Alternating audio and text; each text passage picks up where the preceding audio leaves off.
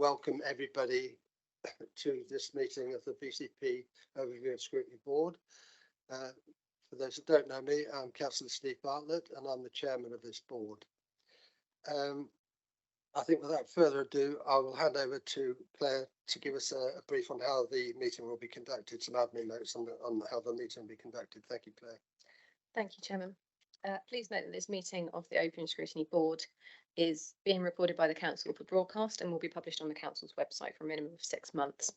The meeting may also be recorded or streamed for live or subsequent broadcast by members of the public.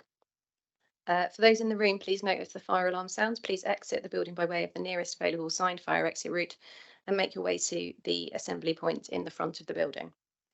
And finally, please ensure background noise is kept to a minimum and mobile phones and other devices are switched off or turned to a silent setting for the duration of the meeting. For those in the room, this includes turning off microphones and turning the volume down completely on laptops. Thank you. Thank you, Claire.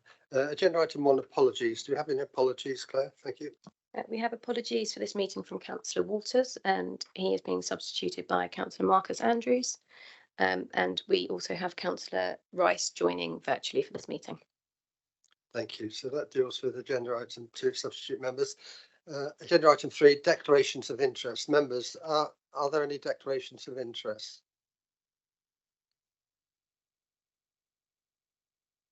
No. Okay, thank you, members. Agenda item 4, public issues. Do you have any public issues? We do. We have no public questions or petitions, but we have one public statement for this meeting from Mr. McKinstry. He's not able to attend, so I will be reading it out on his behalf. The Carter's Quay story goes deeper than tonight's report for item 6 suggests. When the sale agreement was signed in 2021, Inland Partnerships Limited was showing a 1.5 million loss at Companies House. While the risk of liquidity crisis in its parent company, Inland Homes, was rated as high, it appears that these companies were being bailed out by the Mellor administration to kickstart the big plan to rejuvenate Poole. The online planning correspondence, meanwhile, throws up several surprises. Notably, a jaw-dropping email from an Inland Homes manager dated 24th of August 2021 stating the agreement will be built for BCP has now been confirmed. At that point, the proposal hadn't even been put before Cabinet, and full council was 3 weeks away. Global macroeconomics undoubtedly contributed, but the basic lesson of Carter's Quay is don't do whirlwind romances with cash-strapped developers. Thank you. Thank you very much. Agenda item 5, transformation programme update. Our members, we've been tracking the progress of the transformation programme through overview and scrutiny for some time now, and this is another update on the transformation programme. I'm going to call on Councillor Jeff Hanna if he would introduce the paper that we've been presented. Thank you, Jeff. Thank you, Chair. Can I say, first of all, that my introduction is going to be relatively brief. It is, in fact, the director who is going to take you through in more detail in terms of the report itself. The brevity is for the main reason that I have simply taken over the cabinet role relatively recently in May. The programme was set in place, as you know, a number of years ago. There has been an enormous amount of work undertaken since then. And as part of my introduction, I'd like to recognise that work and to thank the director and her team for all that has been achieved. I have been briefed regularly since taking over the role, and I have felt no need to change the direction of the programme, with one particular exception where there's an area that I have asked for a slightly focused approach that I'll come to. That said, I think the board will know that the purpose of transformation was to pull together the 3 councils that came to form BCP, and in the process to modernise the way in which the council is working and to seek to meet the needs of residents in a better way, to be more accessible, to be more efficient, and to be more effective. That included designing and implementing a new operating model for the council. reconfiguring the council's operating estate, the buildings and premises that we use, and implementing a new people strategy for the staff on whom we rely for everything that we do. All of that being supported by new technology, adoption of the best practice in terms of process and service design, with strong program management to ensure delivery. The principle of transformation is that by virtue of upfront investment of one-off nature, investment which can be capitalized under current accounting rules, that delivers savings in the base budget, and those are savings which we receive every year, so that cumulatively the investment ends up being paid back, and we continue to receive the full benefits of the work in the ongoing process. The area that I did take a little move on is that in that process, I think the board will agree that realistic budgeting is critical. And that meant that in terms of looking at savings, we should only really look at transformation savings that have been properly backed by validated figures. So before the summer, working with officers, we agreed that there should be a vision and validation program to review these savings that we hope to still emerge from the process. And that program is currently ongoing, and I look forward with interest to the outcome to see what further savings can be driven out. The other thing I would say is that the program as a whole can't be viewed in isolation. It is part of the overall corporate plan. As you know, the council is facing significant financial pressures, and that may or may not impact on the program as we go forward. The challenge we have is to seek to resource and balance all of our priorities whilst we continue to deliver for residents. So to sum up from my point of view, I'm grateful for the opportunity to come to the board, welcome the board's comments and advice. We've already had our first transformation working party, a cross-party group, which has started the process of looking at the program in more detail, and which will have in its future meetings the subsequent two deep dives in particular areas. So comments and suggestions are also being received in that direction, but I look forward to the board's thoughts this evening. With that said, may I hand over to Katie for a more detailed introduction to the report. Thank you. Thank you, Councillor Hanley. Good evening, Katie. Good evening, everyone. I'm Katie Lacey. I'm the Director of IT and Programmes. Katie, could I should get a little bit nearer the microphone because you speak rather quietly, so thank you. Thanks. I'm Katie Lacey, Director of IT and Programmes. I think it's probably just worth doing a little look back in terms of the transformation ambition originally. So in April 2021, we appointed what we called a strategic implementation partner to help us to implement the new organisational design and operating model. And the objective of the programme was for us to have a connected organisation that was driven by technology and powered by data. The functional elements of the transformation aimed to integrate back office processes and maximise the new technology to support our vision of providing a seamless digital experience for our customers and employees. So there were a number of aims of that programme in terms of implementing that operating model, having a council-wide customer and digital strategy that was enabled by technology, introducing centres of excellence, implementing to make sure that the programme had a clear change management framework and that there was good governance around the programme as a whole. So to that end, the programme was chunked up into three of the main themes that we've got in terms of where and how we work, which was around creation of the new single civic centre that we've now got, which is being refurbished and supported by technology in all of the meeting rooms so that it enables our workforce to work hybrid and remotely. All of our staff now have laptops as part of that. The second part of it was the new organisational design. So that's about actually implementing our new operating model and moving people around the organisation to service centres or the centre of excellence or frontline services to make us more efficient in the way in which we operate as an organisation.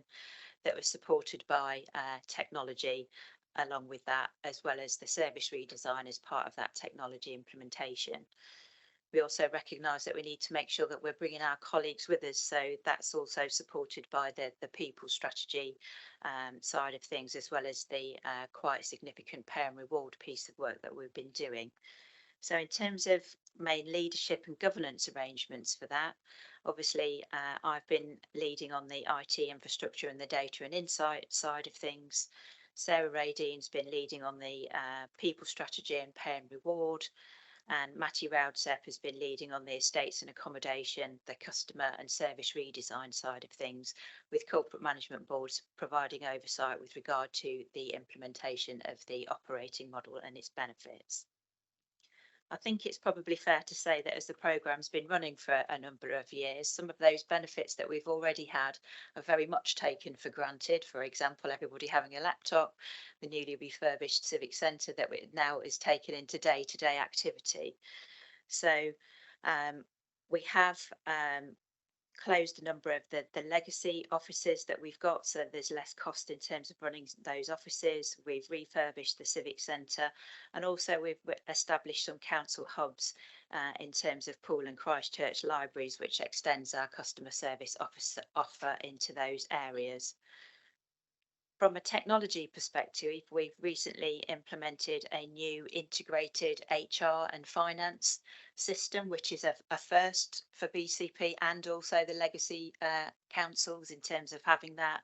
And we've now got access to real-time dashboards so that service areas can drill down into their budgets from a real-time perspective, and also some dashboards in order to show our team structures, etc., from an HR perspective.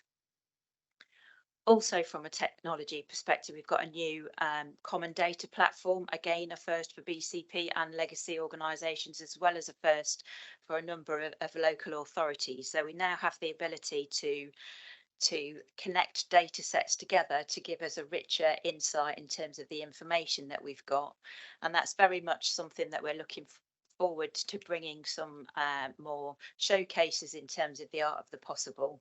So I like to say that we're moving from a tell part of transformation more into a show and tell part of transformation, so we can see how we've been working particularly with children's services on how to improve access to that data and connecting those data sets together in a more automated rather than a manual way. We've also launched the people strategy, and Sarah's developing a leadership framework in terms of competencies and behaviours across the organisation. Some of the things that we've got to look forward to that will be delivered next is for where and how we work, developing proposals for the new council chamber, a feasibility for the operations hub for the environment area. In terms of organisational design and technology, we've got one final agreed work package with our strategic implementation partner to implement a new customer relationship management system. So that's the front door, that's the digital element for our citizens to access and do things for themselves, so that we can service the more complex enquiries in a face-to-face or on the phone basis. And in terms of supporting our colleagues, there's a couple of bits of applicant tracking systems that we'll be implementing, as well as the launch of the capabilities framework. So that's kind of in a nutshell what we've got in the report, and I'd be happy to answer any questions. Thank you very much, Katie. Before I move on to members, is there any other officers want to add anything to what's been said? Leader's got her head down in her emails. I just wondered if she wanted to say anything. No? Okay. All right. Okay. So, members, I'm going to open it up for questions. Councillor Northover, you're first, and then Councillor Devon, and then Councillor Darling again. Councillor Northover, thank you. Thank you. I was very interested in how the hybrid working and the space was working for members of staff, and whether or not there are any points where perhaps the offices are very empty or there's not enough room, and also about how people feel about working in those new ways. And yeah, more or less that. Thank you. Happy to Is that one for you, Katie? Yeah. probably with some chipping in from maybe Okay, Matt thank you. and Sarah. The new refurbished offices have been very well received by staff. I think there's not a point where there's never enough space, because we also have some of the hubs in the central library in Poole, which is very well used space as well. I think it really depends on what day of the week you go in. Sometimes it's very busy, sometimes it's a little quieter than other times. So that's what I would say in terms of it's been very well received in terms of the facilities that have been provided from a technical perspective, and also in terms of the nice kitchen facilities that we've got now. Don't know whether Matty wants to come in on that. Yeah, thanks, Katie.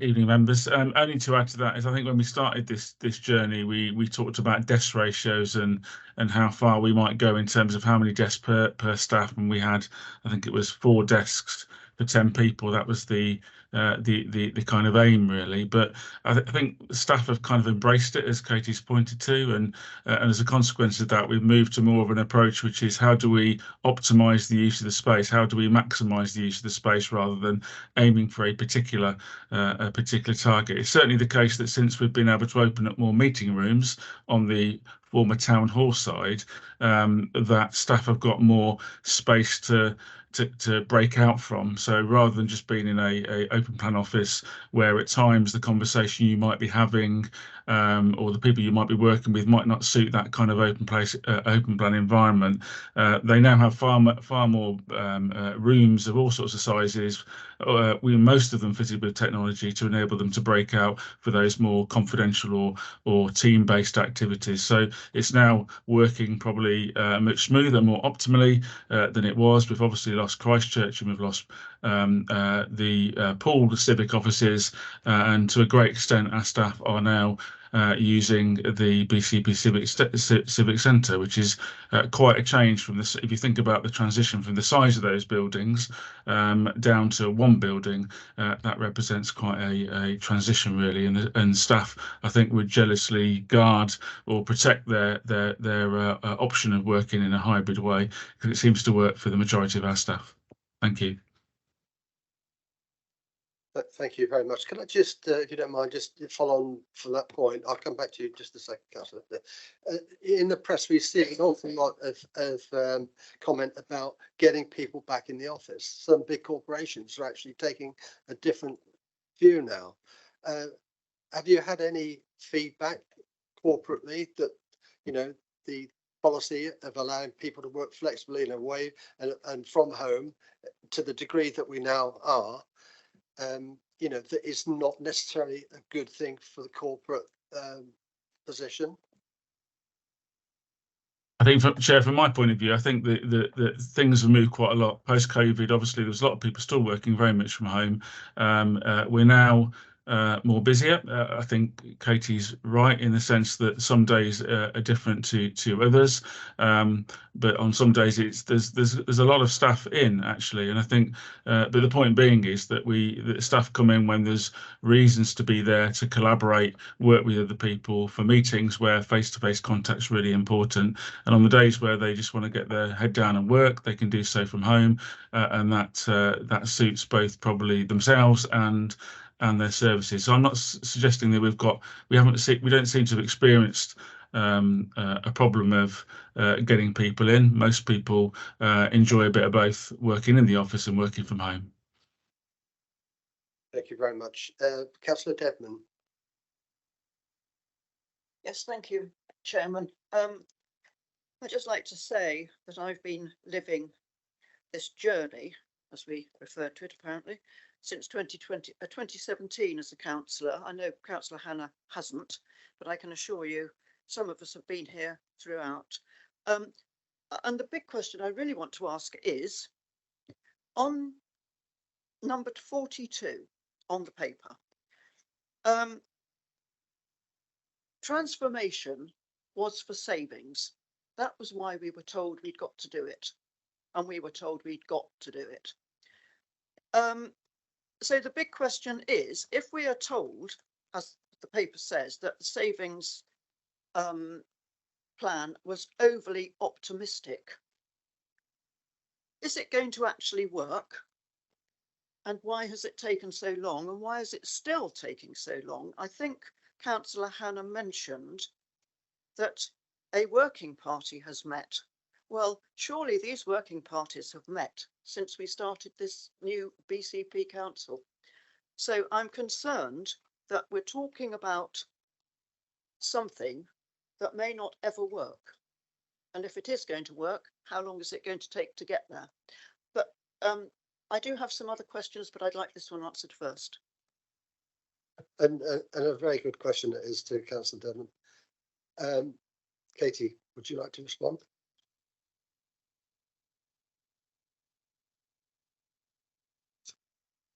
Good evening, everyone. Ian O'Donnell. I'm the Interim Corporate Director for Resources.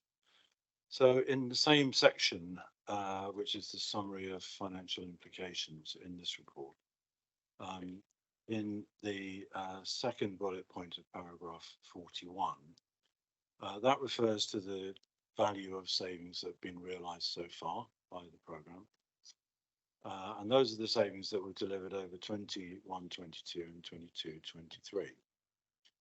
Now, members will remember that actually there were some very large figures that had been put into the medium-term financial plan looking forward. And in fact, those are summarised later on in this report. And there is a table which is in the appendix A3, figure 2, which sets out the expenditure in relation to the programme. And then in section 6 of the same appendix, there's a diagram that shows the transformation savings that were proposed.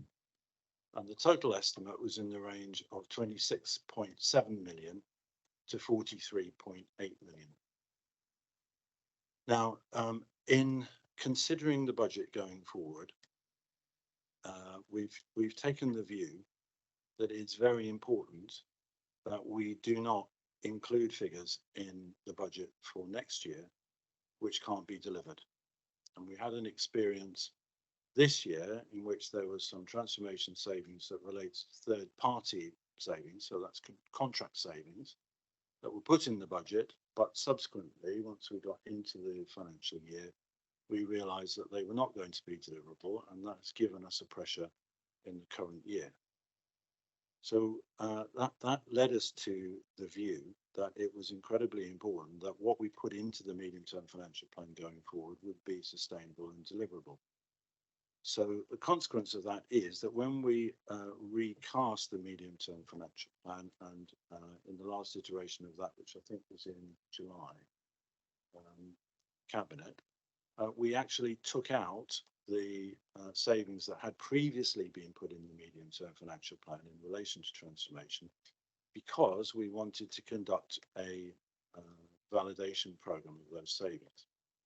Now, in terms of the process for transformation itself, we've been going through a number of phases, and the phase that we're into is the delivery phase that relates to some of the larger parts of this program. And as you'll see from that diagram, which is on page 20 of the agenda, that relates to the customer services area, it relates to the support services area,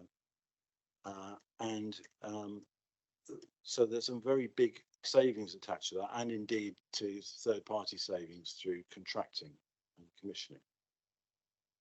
So the process that we're going through is the process that we were going to be going through anyway. Vision and Validate is part of the transformation program, and the Vision and Validate for this phase was always scheduled for October. So the work that we are going through at this point is the part of the program that we had designed to enable us to get to the firm numbers that we can include in the budget for next year. So we have a bit of a timing issue here in that what we would like to be able to do is to report to you exactly what we can confidently say will be delivered through the programme over the next few years. We can't do that until we've concluded that validation process. That is due to be concluded this month. We are currently finding that the council is finding it difficult to juggle all of the balls that it needs to keep in the air at the moment. The principal reason for that is that there's a very big focus on the budget for next year and balancing the budget. And because of the scale of the gap, officers are very much involved in the process of looking for savings opportunities. But it's very clearly the case that this vision and validate process is also part of that. And what we're finding is that the process is being slightly delayed at the moment by officers focusing on savings first and vision and validate second. But that's something that we felt we needed to highlight to the committee. And you know, our approach to that is that we're picking that up through our budget setting process, and we are going to refocus the efforts of officers, rebalance that so that we get the right emphasis on conducting and concluding the vision and validate process.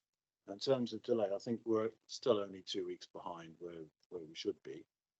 So we'll be ready by next month, and so the next time we are able to report to you, we will have those figures to be able to report. Thank you.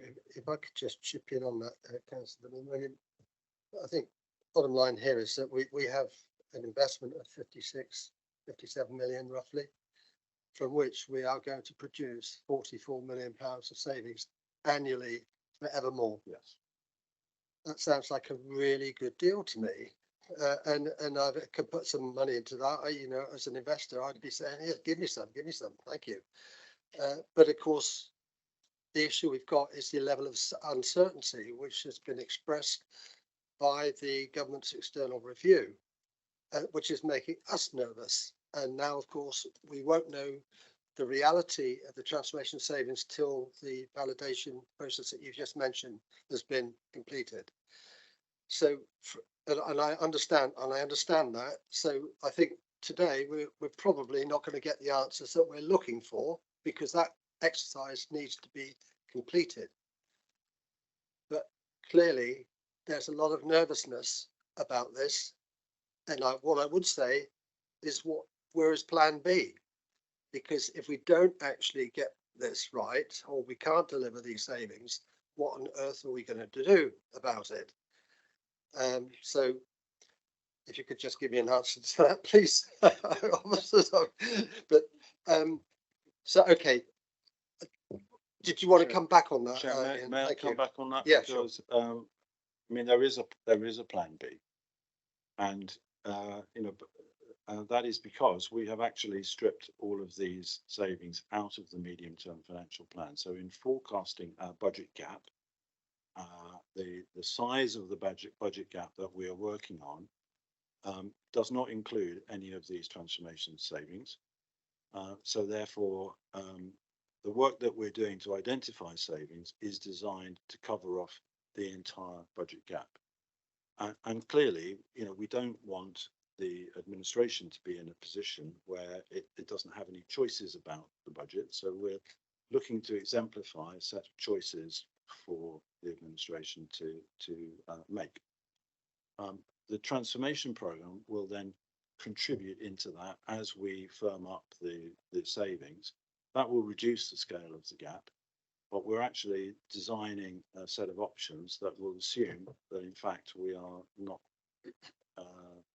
achieving anything from this, so the scale of the options in front of members will be greater. Thank you. Councillor Devon, did you want to? You're okay. Okay. Councillor Hannah, thank you.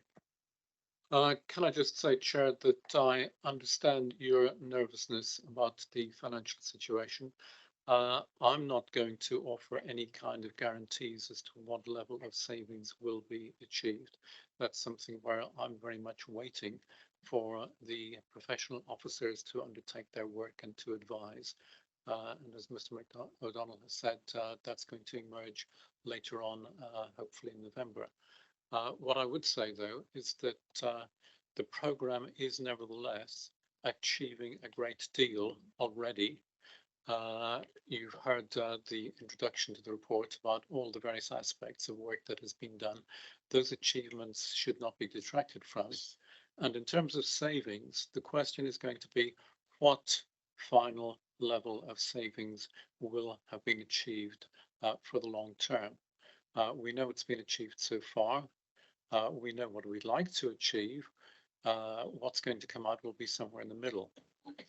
But so in terms of the actual payback for the investment, there will be payback.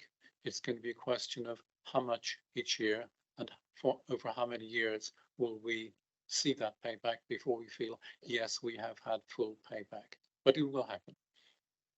Yeah, thank you very much.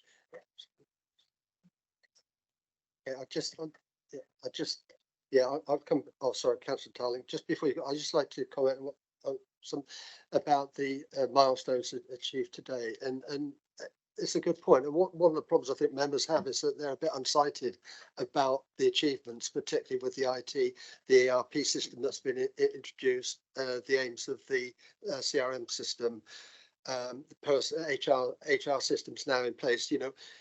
I think it'd be very useful if we could get maybe a bit of a demonstration or something to give us see what we've got for all the money that's been invested in that. And I'm sure there's some pretty remarkable systems that we've got. Let's hope so, because I think if we understood it a little better, then we might appreciate just how far we have actually come and what the potential for the future could actually be. Councillor Tarling. I'll come back to you, Councillor Well, can I just thank the officer for a really detailed and a good reply? Thank you. Yeah, Councillor Tarling. Thank you, Chair. You've just eaten some of my sandwiches, but I will carry on. Okay. Again, Ms. Lacey made a comment about the customer relation interface and turning it around from the other side. I think as our electors, our residents would want to know a lot more about that. I've got a couple of questions related to it. Firstly, how mature is the progress on that CRM application? Has it been tested yet in a live or hot environment?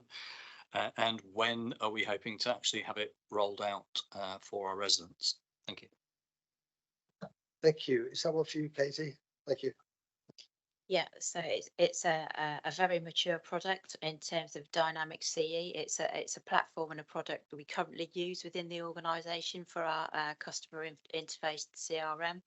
What we're doing is transitioning to a more modern version of that platform that will give us wider capabilities. So there's a lot of complexity in terms of transitioning from the old platform to the new platform and still being able to operate as an organisation.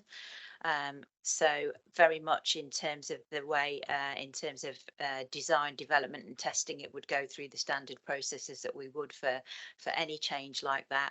What we're aiming for is to have what we call a minimum viable product that will be released into live by the beginning of next year, January, February time. We're just detailing out when each of those elements will be going live. Some of them will be in production but not put live until we're ready to put them live, because we need to make sure that we're working with the service areas to make sure that they're ready to receive them and use the new technology in that way and transition from the old platform. So it's quite a complex programme of work that we're going through. Thank you. If I could just add another part to that. The CRM system, great for the council. What's it going to do for residents? Because the residents are paying for all of this. What tangible benefit are they going to see, as a customer to the council? So there'll be, first and foremost, in terms of being digitally enabled, it will help residents to be able to self-serve and do more things online for themselves, book things, pay things, report things online in a more seamless way. I think we all recognise the front door that we've got into the organisation at the moment is not working particularly well. This will help us move forward. Once we've got the technology in place, we can keep reiterating that and making incremental improvements as we go forward.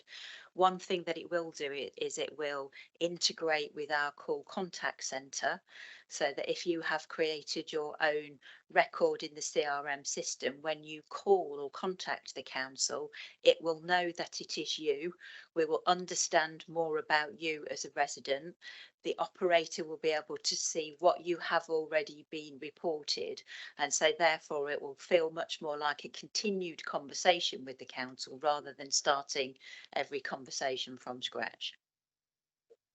Thank you very much. Councillor Tarling can carry on there.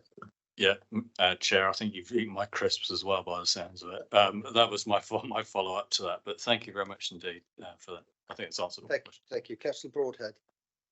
Thank you, Chair. I'm hungry now after all of that. So, pardon me. I've got two questions, if I may. The first one is, first of all, just to say I'm on the cross-party working group, and we've had one meeting on that this term, and it has been really helpful. We've covered a number of these issues in details. Apologies, Chairman. I've had a cough for 4 weeks, and it's driving me around the bend. And I'm well, thank you. It's a lot of love in this room, Chairman. Working group going very well. I think you made a really valid point around having wider eyes on some of the successes of the programme, because there is a lot of real positivities we've heard from Katie and the officers around what this programme will be delivered, and I think it's incumbent upon all of us to share that in due course. I also think it's absolutely the right time for what the Cabinet member called the vision and validation phase of this part of the transformation process, because as I understand it, from what we've heard, all of the upfront costs and the investment into the transformation programme has now been largely spent, I think, and we're now, as Mr. O'Donnell said, moving into the delivery phase where we see those savings in earnest, and we need to obviously clearly make sure that those are deliverable and what level they're going to be at.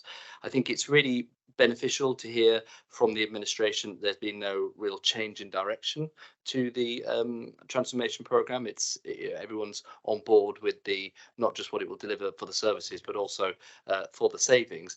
My question, I suppose, is just around timings, and we are now entering the stage where, and as I understand it, we're doing, I think, slightly earlier consultation on the budget this year as well, which is obviously to be welcomed.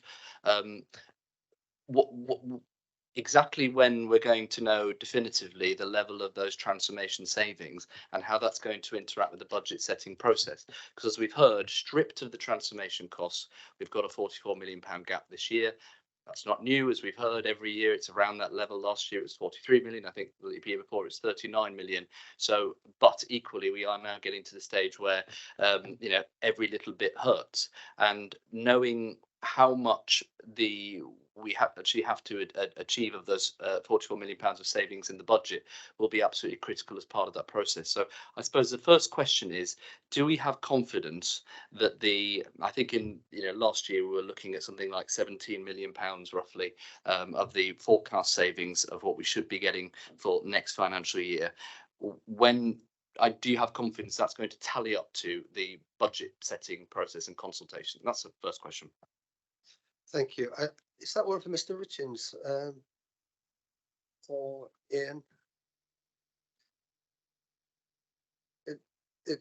Just before you answer, just a point on the expenditure. The current year and the next financial year, there's £33 million worth of expenditure. So there's a big chunk of the transformation expenditure coming out this year and next year. Yeah. Thank you. Thank you, Chair. So in terms of the timing, we do know that there is a slight delay in relation to the vision and validate process. As I said, it's about 2 weeks at the moment. We've got a transformation board meeting tomorrow, which is where we're going to look at that in considerable detail and come to an understanding of exactly when we think we will conclude the process. I was unable to attend a a meeting today on the budget, which I know Adam attended. So I thought perhaps if we ask him to just update on whether there was a conversation about this today, which is also relevant to the question of how it fits into the budget setting process. Thank you, Adam. Is that something you wish to comment on? I'm not sure. I recognise the body language here, Adam. I'll try, and for the tape, my name is Adam Richards. I'm the Director of Finance for BCP Council. First of all, can I just come to the reference regards to previous years, because I think any reference to last financial year and where we were in the budget cycle last year is difficult to make direct comparisons, because clearly we were in a capitalisation direction process last year, which required us to act outside of our normal time span and do things in a slightly different way. So it's quite difficult to make direct comparisons year on year with regards to where we are in the process. Clearly this year, we have a timetable and a process that was set out in the July MTFP update report. And what we are doing is working really hard between Cabinet and Corporate Management Board in developing the proposals to balance off that £44 million funding gap that was relayed and discussed in July. Clearly ensuring, as we will try to do, that every single item is backed up by a delivery plan, whether that's transformation or non-transformation savings, is part of the core principles that Councillor Hannah referred to earlier with regards to our philosophy. So we are working that through. It is, as you can imagine, a difficult and time-consuming process, and we will be bringing forward reports at the appropriate point in time to be having those fuller conversations. Yeah, thank you, Chair. Just another question. The reason raising that was not to land a point, but because there is a, and Mr. O'Donnell referenced it earlier on. There's an operational consequence of this work as well, in that if we have a firm idea about what the transformation costs are going to be, then the organisation can be focused on the remainder of the savings that have to be come through the system, rather than, as we're finding at the moment, from what I hear, focusing on the full quantum of £44 million as a plan B, which clearly is then having a knock-on effect to the transformation programme. So it's a bit of a kind of a circular situation if you're not careful. So I hope that we can get to a stage of having that figure, because then you can get all hands on deck for the remainder of the challenge for next year. Second question is just a really simple one, and it was referenced earlier on regarding the unachieved savings this year, and it was said that it was to do with third-party issues relating to a contract, contract issues. I just wanted to get a handle on, have we written those off altogether, or was it just something that was out of our control and therefore they're just rolled into next year, rather than because again, it's important to know, because there is a difference between savings that haven't been realised because we're overly ambitious on the figure, and ones that are just slightly delayed from where we thought they were going to be. Yeah, Mr. Richards, thank you. Thank you, Chair. And in regards to the first point of Councillor Broadhead's questions, I think I can just emphasise the fact that that conversation around transformation savings and non-transformations is integrated. It's one of the same conversation where we're trying to work on both fronts at the same time to try and come to that balanced position. With regards to the second element of the question, can I refer members to figure 2 on page 19 of the report? And just to give some credit to Councillor Phipps, in the sense this table was very much developed based on feedback from Councillor Phipps through the Audit and Governance Committee over the last few years. So it has been something that we've taken that advice, guidance as to actually what will mean more to members by way of how this information is presented. But if I refer to the blue section of the report, which is the middle bit, and the second part of that looks at savings and efficiencies. And if I look at the bit that's not grey, because that's what's actually delivered, if I look at the bit to the right and look at the column headed 23-24, and in there you'll see the numbers are broken down. And if I draw you in regards to 2 figures in particular, one is in relation to £1.6 million that related to a budgeted assumption in 22-23 that is remaining to be delivered. And then if you look further down, there is a figure of £9.09 million, which is third-party savings remaining to be identified. And both those figures, if you like, were substantively included in the 23-24 base budget. And as we went through and set that budget, we identified the risks associated with both those two numbers. Clearly, since then, we've been through that monitoring process, and we're very clear about the difficulty in delivering both those two sets of numbers. So I think the first quarter's budget monitoring recognised, if you like, a £10.6 million funding gap associated with unidentified transformation savings. But then what it did is it reduced that because it looked at last year's outturn and it identified that there were some savings delivered in that fourth quarter that we weren't predicting that would be ongoing. And that were about £4 million. So we're able to reduce, if you like, that 10.6 million, £10.7 million gap down to more like £6.7 million on an ongoing basis. And we hope to be able to reduce it slightly further during the course of this year. What the medium-term financial plan does is that it looks at that and says, well, actually, we can't make that assumption ongoing, so it needs to rebase that assumption, therefore additional cost of £6.1 million to the overall equation, and then looks about how we then, based on identified savings and robust delivery plans, how we balance that overall MTFP funding gap. Chair, I hope that made some kind of sense.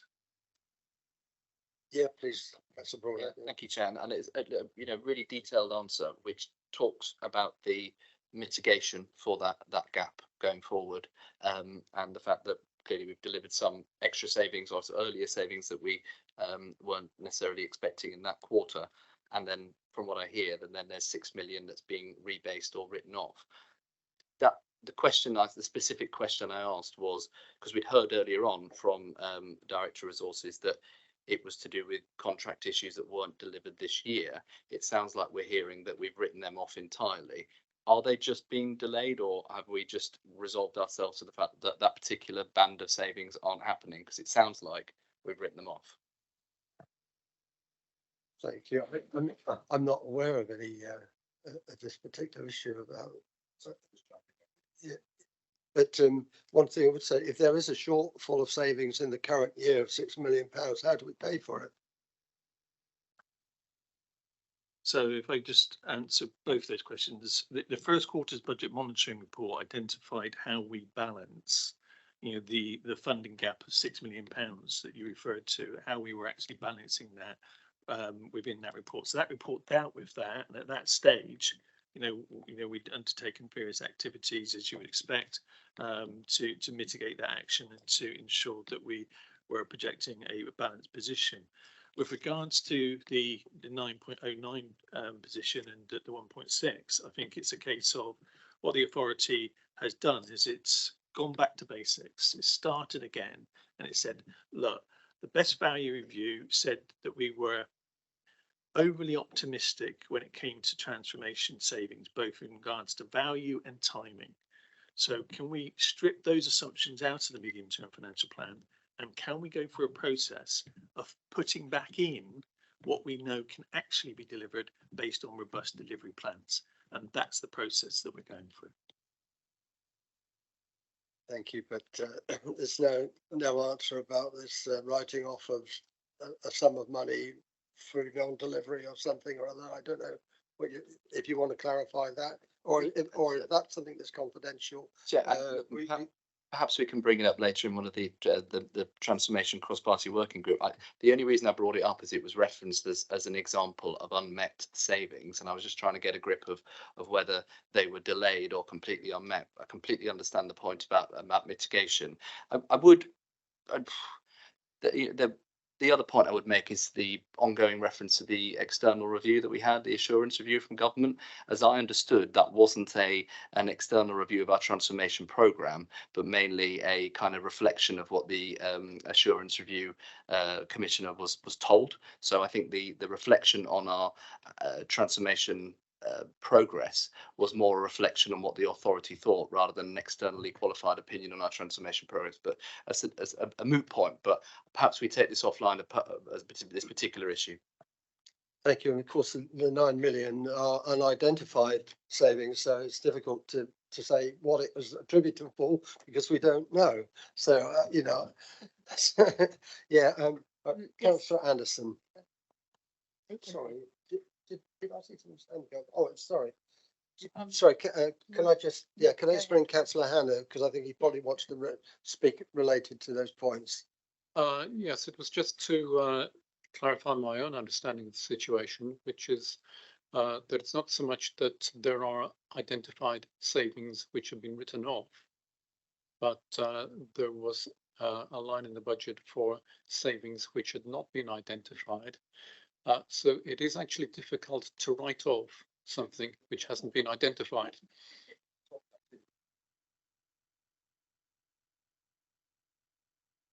You think you were talking about the third-party spend element of the savings, I think, yeah. So it is a different issue. Councillor Atkinson. Okay.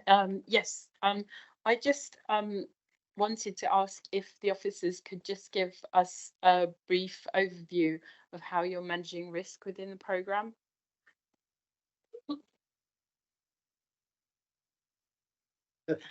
Yes.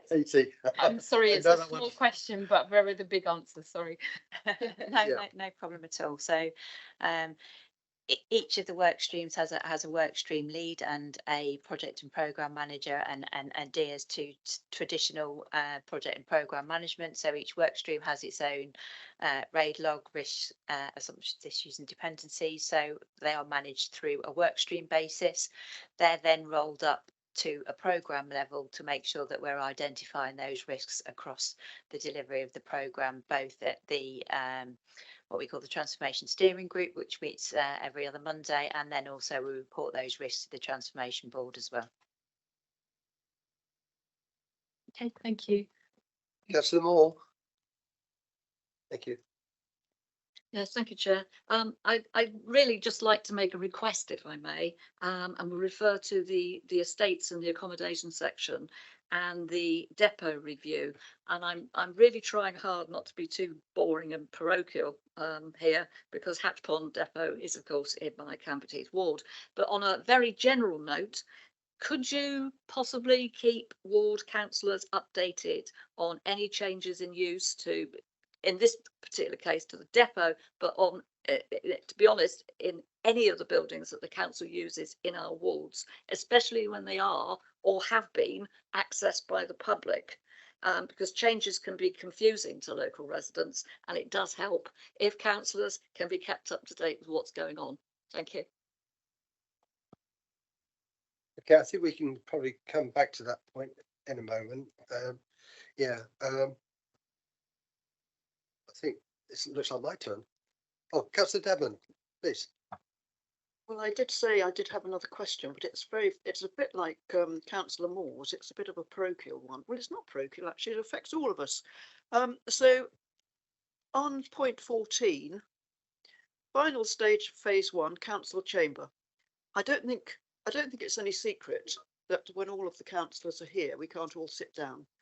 I seem to be all right this year, but I might not, you know. So I just like some indication, because I'm a bit concerned when it says that we will be subject to engagement with the civic members working group, and clarification will be provided in due course. I hope due course is quite soon. And that's from Matthew. Sorry. The other thing is, what can we do? We can't make the chamber bigger. Matty, of course, some of those chairs are big enough to sit 3 people on, because people used to be larger than they are now. But Matty, would you like to? Thank you. Yeah, thank you, Chair. We've obviously got some constraints in the council chamber due to its listed status, and that includes the furniture that is in the room. We have looked at various options. At the end of the day, we're only trying to increase capacity by quite a small amount, by about four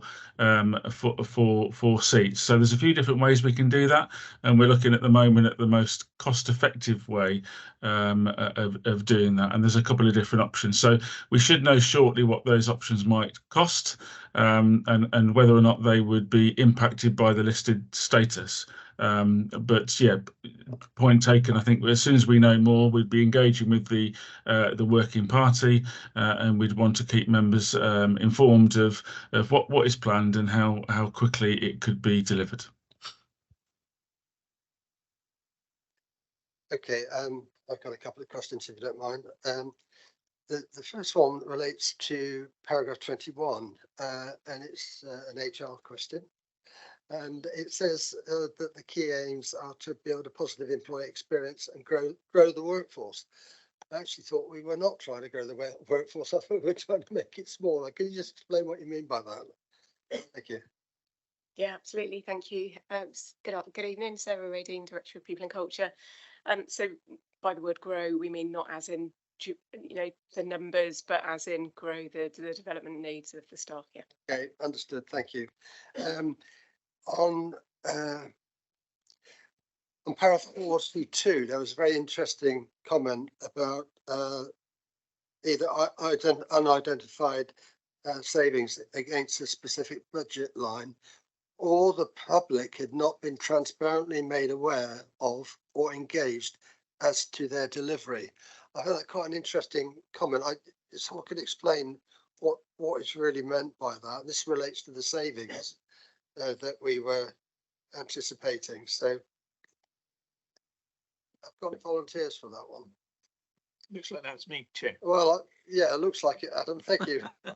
I think I just emphasise that when the MTFP update report was presented to July Cabinet, what the administration didn't want to do was to assume the savings that had been included in the February 2023 MTFP and budget report for 23-24, because actually those savings, the schedule of those savings for 24-25 onwards had not been put in the public domain. The schedule for 23-24 had, but for future years it hadn't been put in the public domain as to what those assumed savings relate to.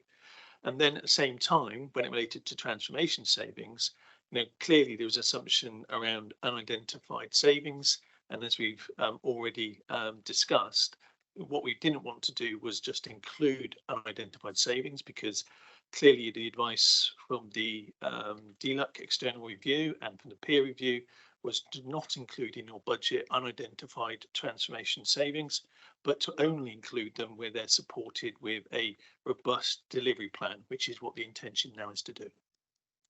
Okay, thank you very much.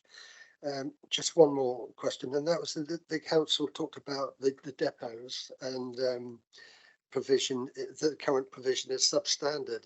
This could be potentially quite a big issue, because it's a lot of real estate we're talking about. I wondered if you just give us a bit more background to that statement. Chairman, Matty, thank you. Yeah, thank you, Chair. The depot part of the overall estates and accommodation work is a more recent piece of work, and it reflects the fact that our existing depot provision was created both for the preceding councils and at a different time. And obviously the way in which we go about a lot of the activities that typically take place from a depot has changed, and we're now using electric vehicles. We're subject to much more stringent environmental regulations in relation to how we handle waste within those kind of sites and so on. So this is probably the moment where we need to kind of predict that those sites are not going to be fit for purpose forever. We have Hatch Pond and we have Southcote Road in particular. What would make most sense is to have a main depot for BCP Council. We might still need some satellite provision to ensure the most economic use of vehicles that at the end of the day have to travel all around the conurbation. We want that to happen as efficiently as possible, and we need to get our workforce to those places. So the current provision is, for that reason, the current provision is not considered to be suitable. And so that's why we're looking at what options there might be to replace it with something that is far more appropriate for both the scale of the operation we're now providing and all those constraints that I've mentioned. We're still at the feasibility stage at the moment, so we're both looking at sites that that we might own, but also we need to consider sites that we might not own but might actually be a better option. So we're no further forward than that, but I'm conscious that members will be interested in how the project develops, and particularly in relation to what those current depot sites might end up being used for in the event that they weren't needed in the future. But for the moment, it's an item that I know that the working group, the transformation working group, is particularly interested in looking at in terms of overall future of estates and accommodation. So be happy to update members as part of that process as we go forward. Okay, thank you. Councillor Hannah. Thank you, Chair. Just to add to that and to pick up Councillor Moore's query about ward councillors being advised of any proposals, that seems to me an eminently sensible and reasonable request, and it's something that I would want officers to do. Thank you. Thank you. Okay, members, I think we're going to start drawing this one to a close now. One of the things that hasn't, it's very much welcome, is the creation of the new all members working group, the transformation. From overview of scrutiny, this is something we have been monitoring, but I think, to be fair, it's such a complex and detailed programme. We've never been able to give it really the attention it deserves. It probably, if we had a deep dive into transformation, it could probably take a day, but we had advocated quite some time ago that we would have a cross-party working group, and I'm delighted that it has now been established. That doesn't mean to say that the overview and scrutiny board will lose interest in this, because it's not replacing overview in addition to it. But I'm glad to see that a number of members from the overview and scrutiny board and I believe the other committees will be on that board, which is absolutely essential. So that what I see happening is, rather than continually bring the progress reports back to this board, issues will come back to the board if and when the members who are sitting on that working group feel that's appropriate. So I think the word is will be the rapporteurs. I think that's it's nicely called a rapporteur.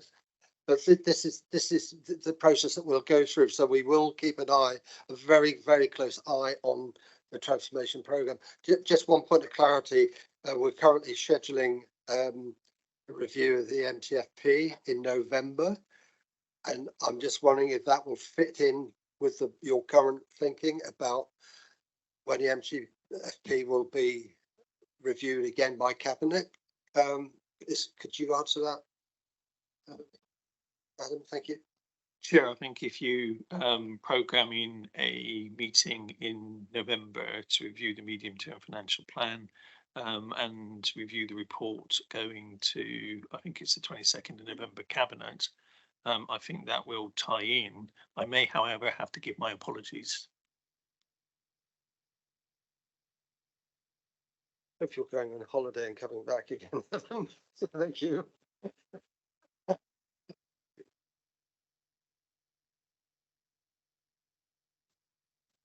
Oh, Councillor Hannah, thank you. Thank you, Chair. It was just to add to your comments in terms of the process and the degree of review the programme will be receiving from members. That there will also be, as this one is, reports coming to Cabinet from time to time, and clearly they will be coming to your good selves for scrutiny when they do. Thank you. Okay, thank you, Councillor. Well, we've got other items on the agenda tonight, so I think we've had the opportunity to look at the programme. We can't really answer that $64,000 question, which we're really interested in, is, where are the savings coming from, and are we going to make it in time? And if we can't, then how do we manage that? So that's some really difficult things to come forward, I'm sure, over the next few months. So but I would like to thank all the officers for attending this evening, for giving me the report and giving your time, and thank you to Jeff as well for presenting that. Thank you. So we'll close that item down now and move on to the next agenda item, which is, if I can, agenda item 6. Yes, Carter's Quay. Just a bit of background on Carter's Quay. At the full council on the 11th of July 2023, Councillor Beasley responded to a question set by Councillor Andrews regarding Carter's Quay, where it became apparent the work had really slowed down on the site to the point it almost stopped. And clearly this is a major investment. I mean, next to the transformation programme, this is the council's biggest investment. I think it's somewhere around 44 million pounds or thereabouts. Funny that 44 million pounds seems to be a sort of common denominator here, doesn't it? But it's a massive programme. It was really important. Carter's Quay was really important to the regeneration of the whole space area and pool generally, and not to mention the fact that it was going to provide homes that desperately needed.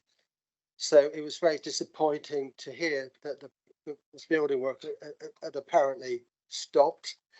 And because of the concerns, I was aware that, of course, that the public, this would be a huge public interest. And so I having spoken to various officers, I've decided to ask for it to be put on the agenda for tonight. But of course, time has moved on since then, and other announcements have been made about Inland Homes PLC going into administration, which puts a completely new and difficult context on the overall situation. And I know that that's a very fluid situation, and some areas of which, because of that situation, we will not be able to discuss in open forum. So if we start getting into difficult areas that can compromise our position, either legally or financially or whatever, given the current situation, then we will have to discuss it below the line. Okay. So please bear that in mind when you're asking questions about the situation there. But nevertheless, you know, having said that, it is a public interest. We at least need to understand about the beginning of the story, you know, when the opportunity arose and how it's been progressing through the council decisions and through over the last few months to the situation we currently have. It would be nice if we could discuss what's going to happen in the future, but we can't because we don't know what those options are at the moment. You know, I think this discussion will be limited to a point, I'm afraid, necessarily so. So having said that, I'd like to call upon, I'm not sure who's going to present the report. Oh, leader, welcome. You're going to present the report, so I'll leave it over to you. Thank you. Thank you, Chair. So I'm going to start off by presenting the report just to give a bit of background and context. I am going to pass at one point to Helen Garrett from Legal, who's going to confirm some of the terminology, because some of the terminology is can be confusing, and make sure that we don't cross any lines. This is a very, very live situation. In the time that we've been sat in this room, literally in the last 20 minutes, the public documents have been updated to confirm that the administrators have now been appointed. That is in the public domain. We did not know that when we walked into the room. We knew that it was pending, but it's happened in the time it's taken me to write my introduction. So that is how live this is. So I will cover the sort of basics, and then we've got Kelly and Nigel and Helen, as well as our finance gurus, so they can hopefully provide some context. So just to sort of really go across it, the site was purchased specifically for a build to rent. Obviously Carter's Quays phases 1 to 3 were already developed independently, and this site was at a point where its planning permission was very close to the end of its 3 years. It was taken on by the council, and it was seen as being a really important part, as Steve said, of the big plan to deliver 15,000 homes. It was funded by borrowing, a significant amount of borrowing, and it was forward funded. So it was effectively like an off-plan purchase development. It was based upon flats at full market rent. And at the time, there was a lot of challenge from some of us, and probably through this committee, I was vice chair of it at the time, about whether it was something that the council should be building because it wasn't affordable. It was market. And at the time, the administration said, no, it's really important to the delivery of Holmes Bay. Absolutely understand that. That there was a difference of opinion, but we are where we are. It was bought, and it was bought on the basis of a mortgage. Financially, the numbers stacked up. I've asked the questions, how much due diligence was done around Inland Homes as a company at the time. So that is obviously something that I know people have been asking the question, were they financially really sound? Obviously risk assessments were done, due diligence was done. That might be something that you want to ask officers more directly, but I have asked the question, and they did go through a process to ensure that the organisation was sound. At the time, interest rates were very low. And I remember at Scrutiny asking, well, what would happen if rates went above 2%? Did it still add up? Well, of course, PWBL, Public Work Loans Board rates are now somewhere around 6%. So if it was being done now, we'd be in a different place. But the funding was secured at that level. We do have a mortgage on the site that gives us security on the land. And it gives us a right of possession, but there are a number of options going forward that officers will be able to expand on. But that's the legal status of the land. There is a mortgage on it. Future Places were involved, and this was one of the first schemes that they were involved with, but they weren't involved in the purchase as such. They were involved in some detail around design and finish. So this wasn't really considered a Future Places scheme. There has been significant work done on the site. The sea wall's been built, the retaining walls, the foundations, the drainage, and obviously other contractors have been on site. They've been seen removing stuff, which they're perfectly entitled to do. But the site is secure. The reality is that construction has changed. Companies are struggling, and obviously over the course of this year, we were made aware of difficulties that the company were having. The officers have been really robust in taking legal advice early on and putting in an action plan for what might happen if things were to develop down particular courses. Helen will go through a bit more detail of that, but I think it's really important to make clear that there is a lot of money tied up in this site. Obviously, there was the deposit paid, and this was done in a sort of stage payment. So we paid for the first phase of the building to be done, and that has got us to a point where there is a piece of concrete in the ground, which is, as most people who've ever built a house know, one of the most expensive bits. So that is there and it's secure.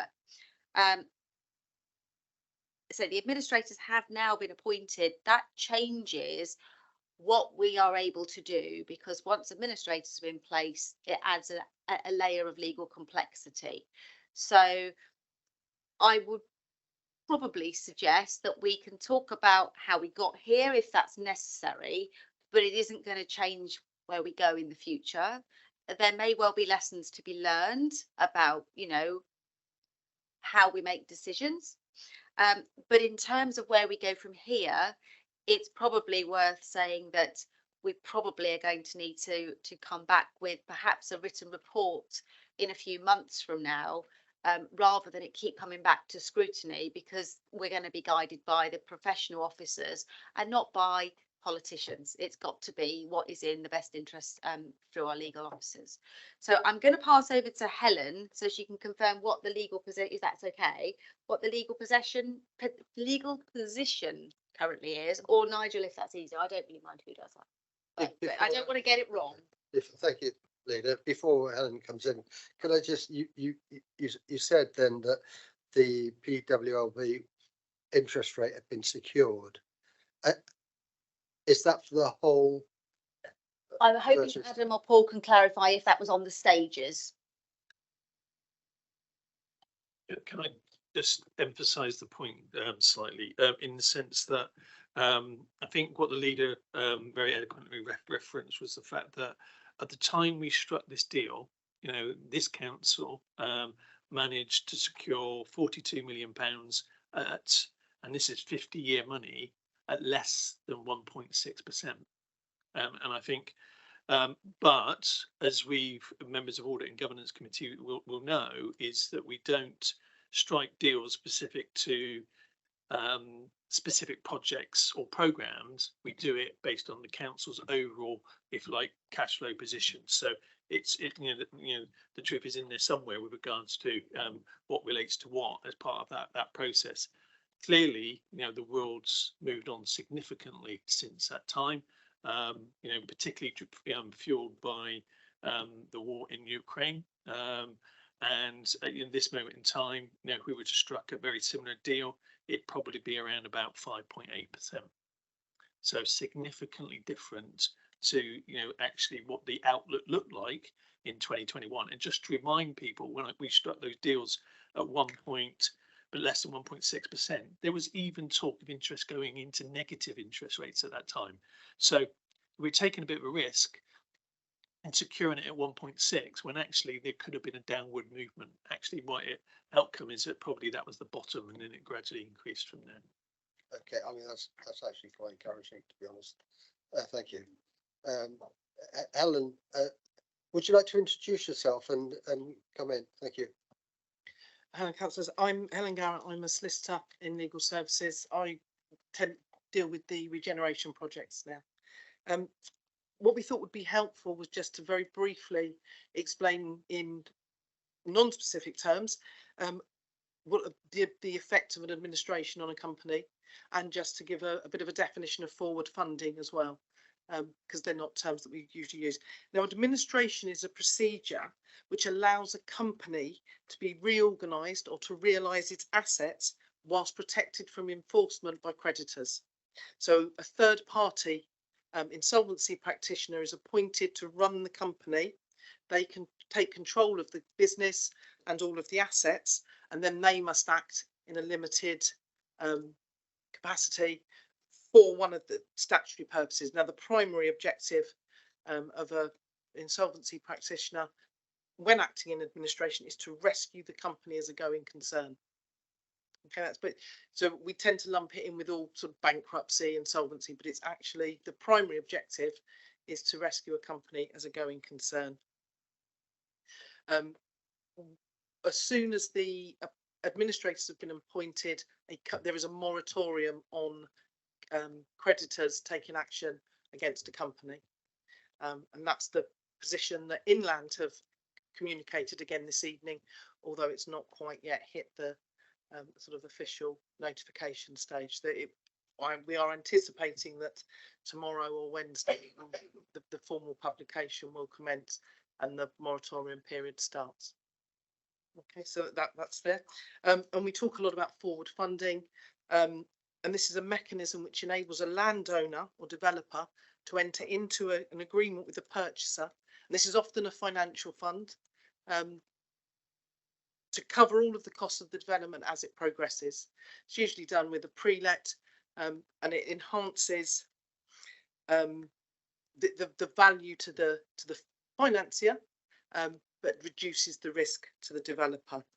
Obviously, the purchaser, there is usually a lower cost than if they bought the completed building, and the developer obviously reduces their risk because then it's not speculative any longer.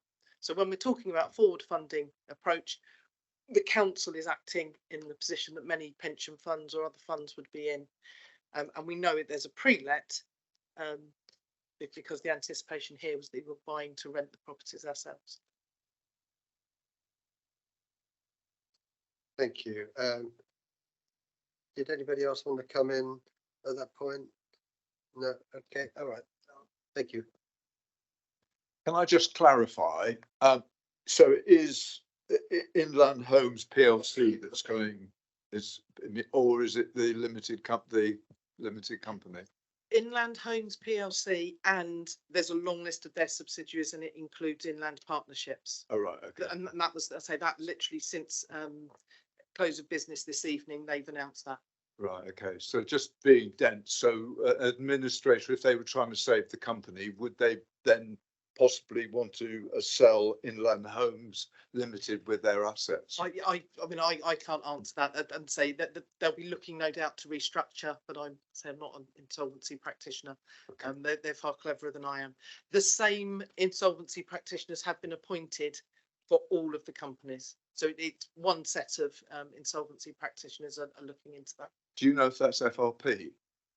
I believe it is. The name, one of them definitely is FRP. I haven't had time to check the other, okay. But yes, we believe that it is as stated in their notice 2 weeks ago. Thank you. Thank you, Councillor Broadhead. Yes, thank you very much, Chair, and thank you for the really detailed background on this. I suppose the question I have is probably for the officers, and it might be a question that you can't actually answer. We've heard from the leader the background of the reasons for this purchase. Really critical part of the regeneration pool, as you said at the beginning, Chair. A critical part of providing properties to rent for essentially for local people as well. And I think we've also heard around the tremendous amount of work that officers did at the time in terms of both due diligence and also risk mitigation. So we've heard from the Section 151 officer that the ability to lock in the borrowing at that time actually is quite prophetic. When you look back, it was probably, as Adam has pointed out, probably the bottom of the time to pardon me, to be able to secure that funding in terms of the percentage, and also the fixed price contract that we entered into as well clearly gave mitigation against the inflation pressures that we then saw. Although actually, as we've seen with other council projects, sometimes the downside of a fixed price contract is that if inflation then gets out of control, it puts even further pressure on those companies. And we've seen other situations of more in our housing side where essentially the developers have gone under and we've had to secure obviously somebody else to finish it. But the real question I've got is, mindful of that diligence and risk mitigation at the time, if you were to go back in time in that exact same set of circumstances, so rather than we wouldn't have done it in the first place, but assuming that we were doing it, are there any lessons that we might have learned as to, is there anything else that we missed a trick on? Should we have structured the deal slightly differently? Is there extra mitigation of risk that we could have done? It seems to me like a good job was done at the time, but clearly there's always lessons to be learned. That's a very good question, and probably one that I'd like to add to, because the burning question I have is, why did we pay for the land up front? From the information we've been given, it would imply that reduced the overall price because we were funding the land. But given that the Inland Homes had title to the land and we were paying for the development bill in instalments, what was the benefit to the council at the time by paying for the land up front and securing, because both items were deliverable as a package at the end of the bill. So there must have been a benefit to the council at the time. So I don't know is that something, Nigel, I think, would you want to introduce yourself, please? Thank you, Chair. And thank you, Leader, for the introduction. My name's Nigel Ingram. I'm the Head of Housing Delivery and I lead the in-house housing development function. Rather than me, I'll take that square on the chin to answer that one, if I may, Chair, but just talk in general about the different types of contracts and their pros and cons, very briefly. Package deals are a bit like holidays. Sometimes you put your flight and your hotel together and make a package deal, because by doing so, you can get an overall cover, and that's appropriate in certain circumstances when the company owns the hotels as well as the flying, as well as the aircraft. And that was on this occasion where we had Inland who owned the land. They had planning permission on it, and they had a construction function, Inland Partnerships. And so by putting the two together and finding a client ourselves, as Helen has explained, and they weren't doing the deal speculatively, like a house builder like Councillor Broadhead, who speculates. So here is an opportunity if and here was an opportunity for BCP for a potential win-win where someone had an opportunity, we had the big plan and the growth strategy associated with that, and so it was appropriate to do a package deal with ourselves because we had a marketplace and we wanted to rent. On other occasions, you will do where we own the land. Let's take a BCP and we will go out to tender and procure it a different. That's not a package deal. That's an opportunity. So and by doing that, again, the contractor isn't taking any risk. He knows he's going to get paid. He or she knows they're going to get paid at monthly intervals. And so that is why contractors may make 1 or 2%. Some are meant to make 5%, but a lot of them may only make 1 or 2% profit on that because it's a demonstrably lower risk. A package deal is demonstrably low risk. It's not speculative, so the profits they're going to make are less than speculating, but more than if they're contracting. So this wasn't a novel deal that we struck 2 years ago. It was responding to the circumstances of the offer in front of us. And as it's already been pointed out, the interest rates on the development that Inland put on it were much lower than if they were speculating because they had an end client, and that's why it was an appropriate deal. I'm not saying pros and cons about it, but that's why it was structured in that day one. It was appropriate for the circumstances, and I hope that helps. Yeah, it does. Yeah. Okay. Councillor Tarling wants to come in, but there was the broader question that Councillor Broadhead raised initially. So I think we'll just, if anybody wanted to comment on the broader aspects about if we learned anything, or basically, or any lessons to be. Well, obviously, I was going to, following on from the leader, we're in a bit of a. I've broken the report down in front of the scrutiny panel into 4 stages. There is the initial stage, the first year of 2021. There's the 2022 period, which is the build stage, the 2023 period where work stopped, and where we go from here. And I think it's a little premature, if I'm perfectly honest, to start examining that aspect, because as the leaders already mentioned, we'll be wanting as soon as possible, and that will be working with the administrators now that they're formally appointed, as quickly as possible. So I don't think I've got anything to offer with regards to lessons learned from two years ago. And as to whether any of my colleagues are, I'll let them speak for themselves. But I haven't got anything constructive to offer up in that regard. Okay, thank you very much. I know Councillor Tarling was next, and then it was you. So, okay, thank you. Thank you. I don't know if I'm missing something on this. I've sort of not been involved until reading that this came onto the board and finding this out. So please excuse this as a daft question. What relationship did we have with Inland Homes contractually? Did we contract as a client and them as a contractor, or are we pure? Is it a contract of sale? I have a follow-up question depending upon the answer to that. Thank you. Is that one for you, Nigel, or maybe Helen? I'm happy to ask that. We have an agreement for sale, which includes a development agreement. So we have a conditional contract. Once the property has been built, the land and buildings will be transferred to the council. Thank you. So just regard the question I had was obviously it's probably gone away then about guarantees and bonds, which we wouldn't have for a contract of sale. But one thing I'm concerned about is I've read about that materials are going off site, and under a normal construction contract, there would be a certain amount of vesting of materials.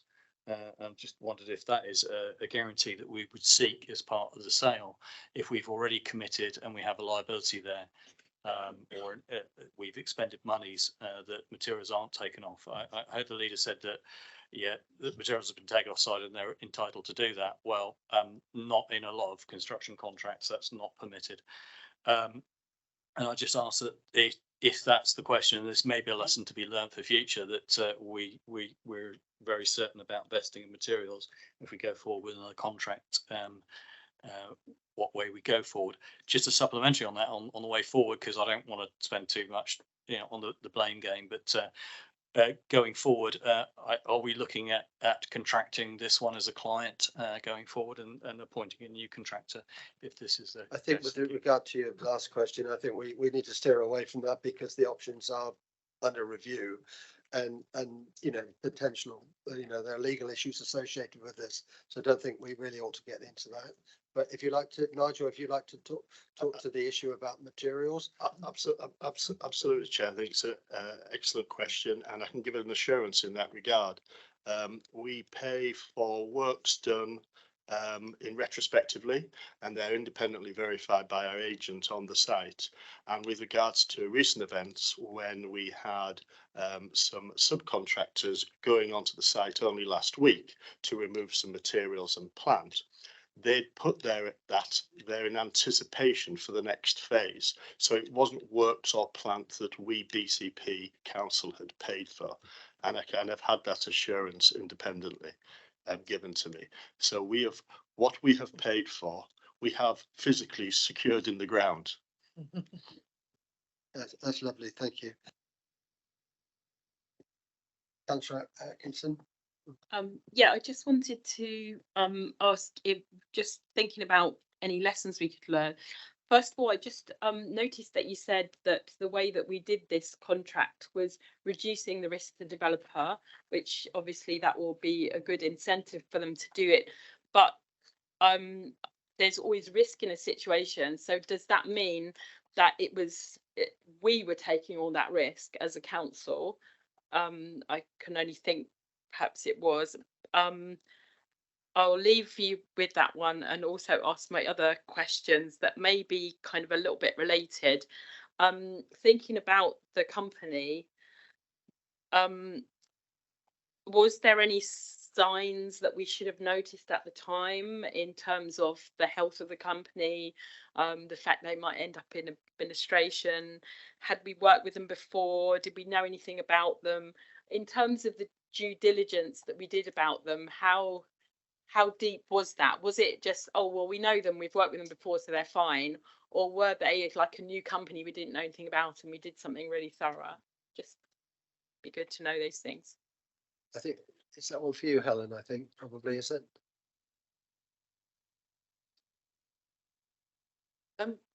With regard to were the council taking on the risk, the other documents in the package mitigated the risk for the council. So we have a parent company guarantee. So at the top, that includes step-in rights to appoint another subsidiary or ultimately for the council to step in, and we have a legal mortgage over the land. So that, with court action, entitles us, the council, to take possession, and that is registered as well. So anybody viewing the title to the land or indeed looking at the company will see that BCP have a financial interest secured on that land. And just if I may, Chair, to supplement that, back to the verbose descriptions given before of different types of package deal. With different types of deals come different types of risks and benefits.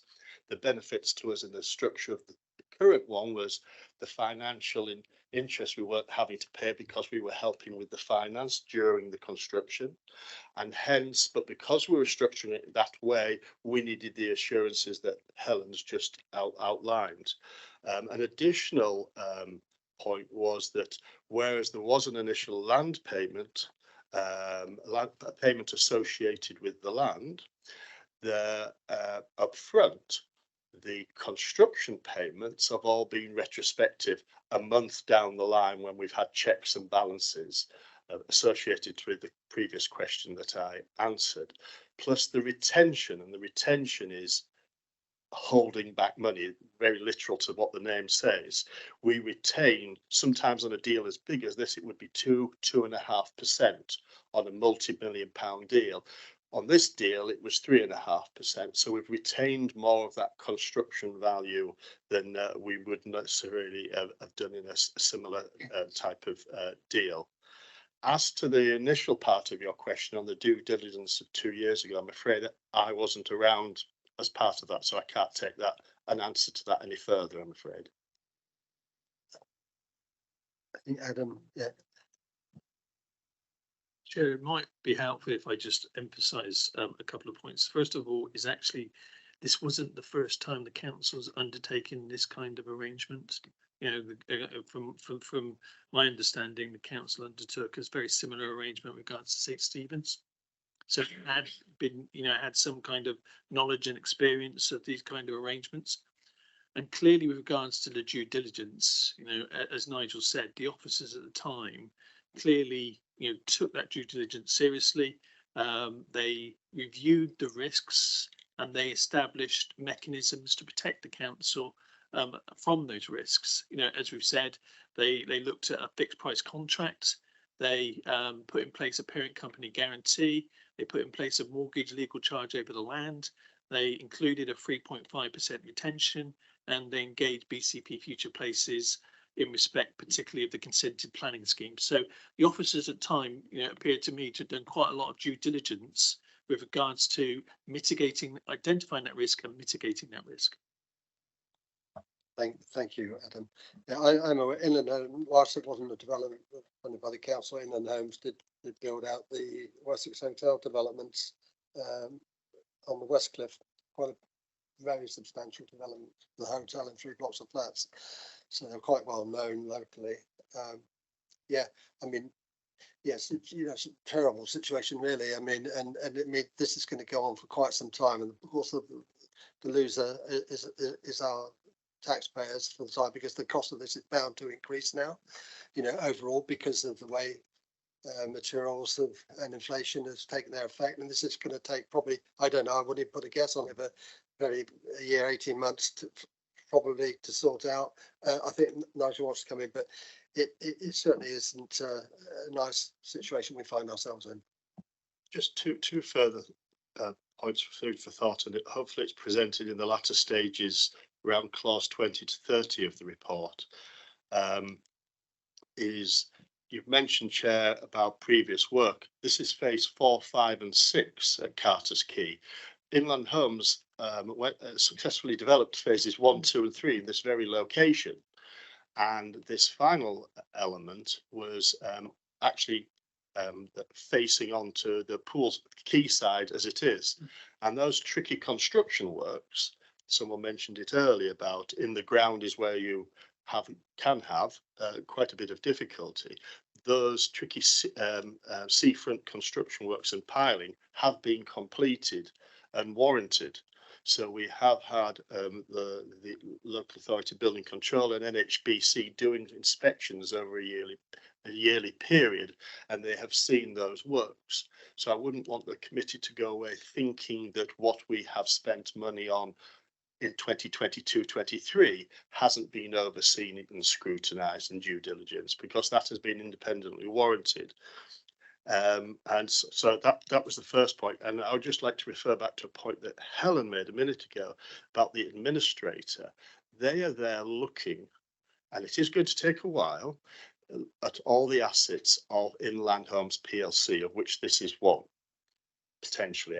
And we have, and they're going to look at the best business way to move forward.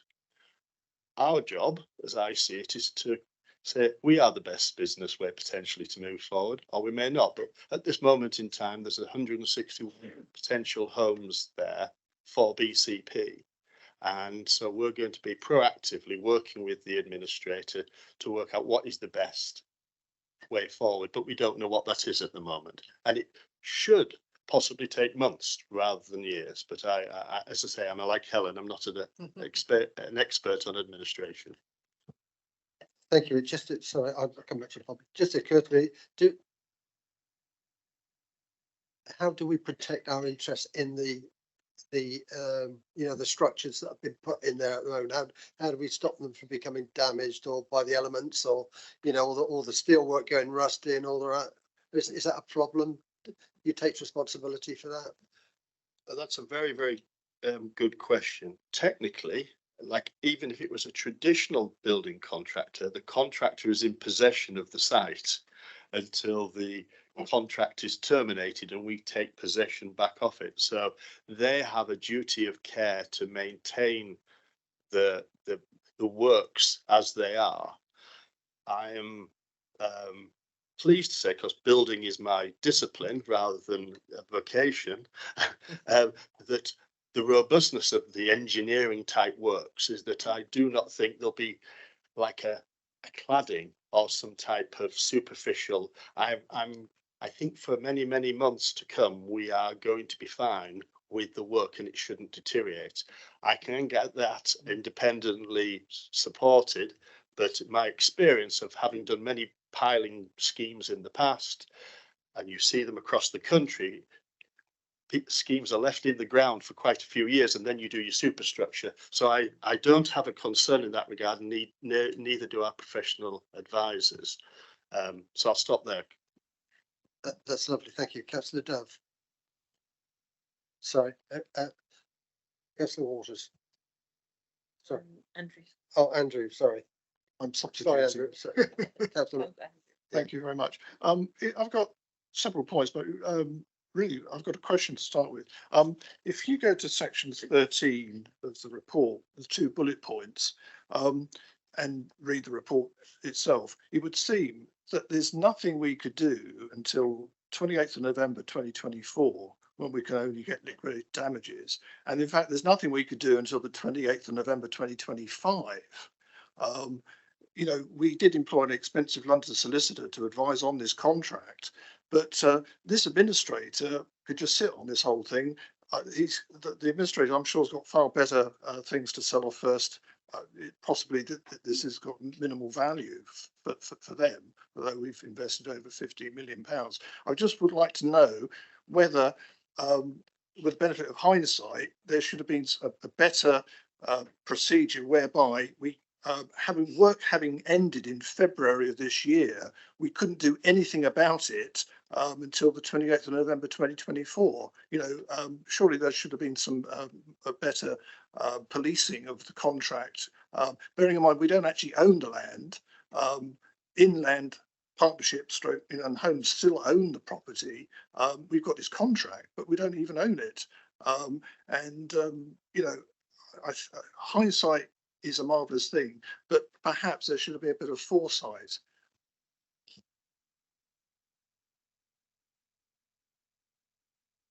Any volunteers for that one?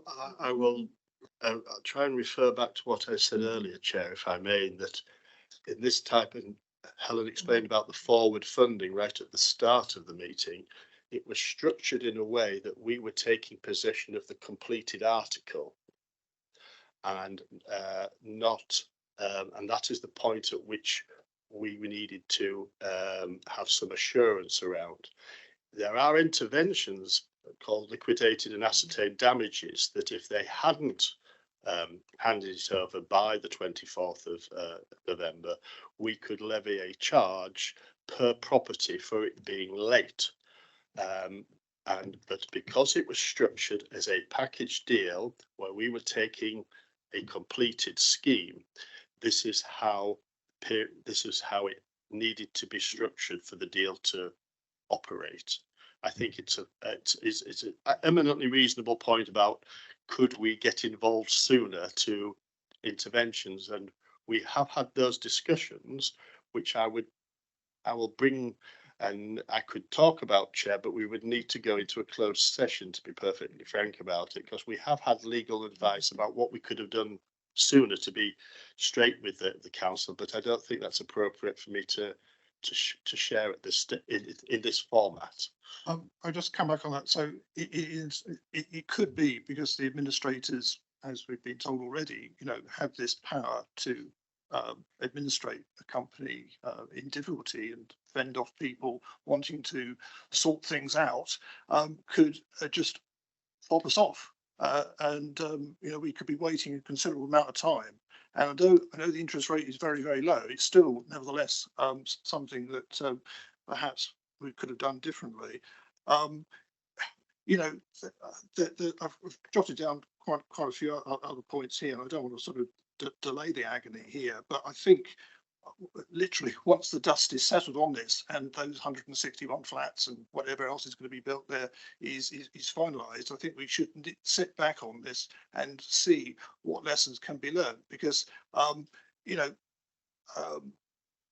builders do go bust, contractors go bust, developers go bust, and you know, it is disappointing that this thing, which you know on paper looked a fantastic scheme, may be a couple of years away from being built. Thank you. Just okay, I'm going to sort of draw this to a close now, but I do have one sort of burning question, and if you can answer it, then please say so. But looking at this, I just wondered, is there any risk to the title to the land that the council now has because of the administration issue? So sticking my neck out as a property solicitor, no, we have a registered mortgage.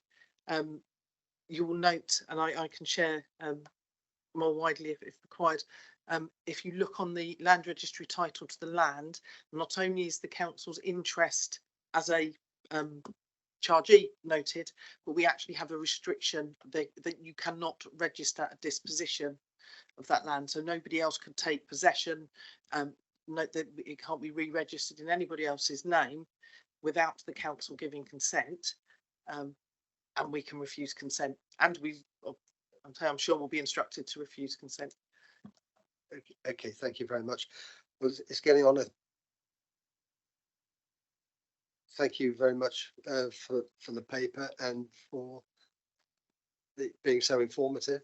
I think it's been useful. I think we've got a better understanding of what the situation is, and it's clear to me that you know the council's position has been de-risked properly from in the project. So I'm very pleased to see that. And I think we just wish you good fortune now in taking this forward, but it's clearly going to be quite some time before we see the homes being built there. So wish you well, and at the appropriate time, maybe we'll come back and talk about it again, but I can't see that happening for quite some time. Okay, thank you very much. Thank you.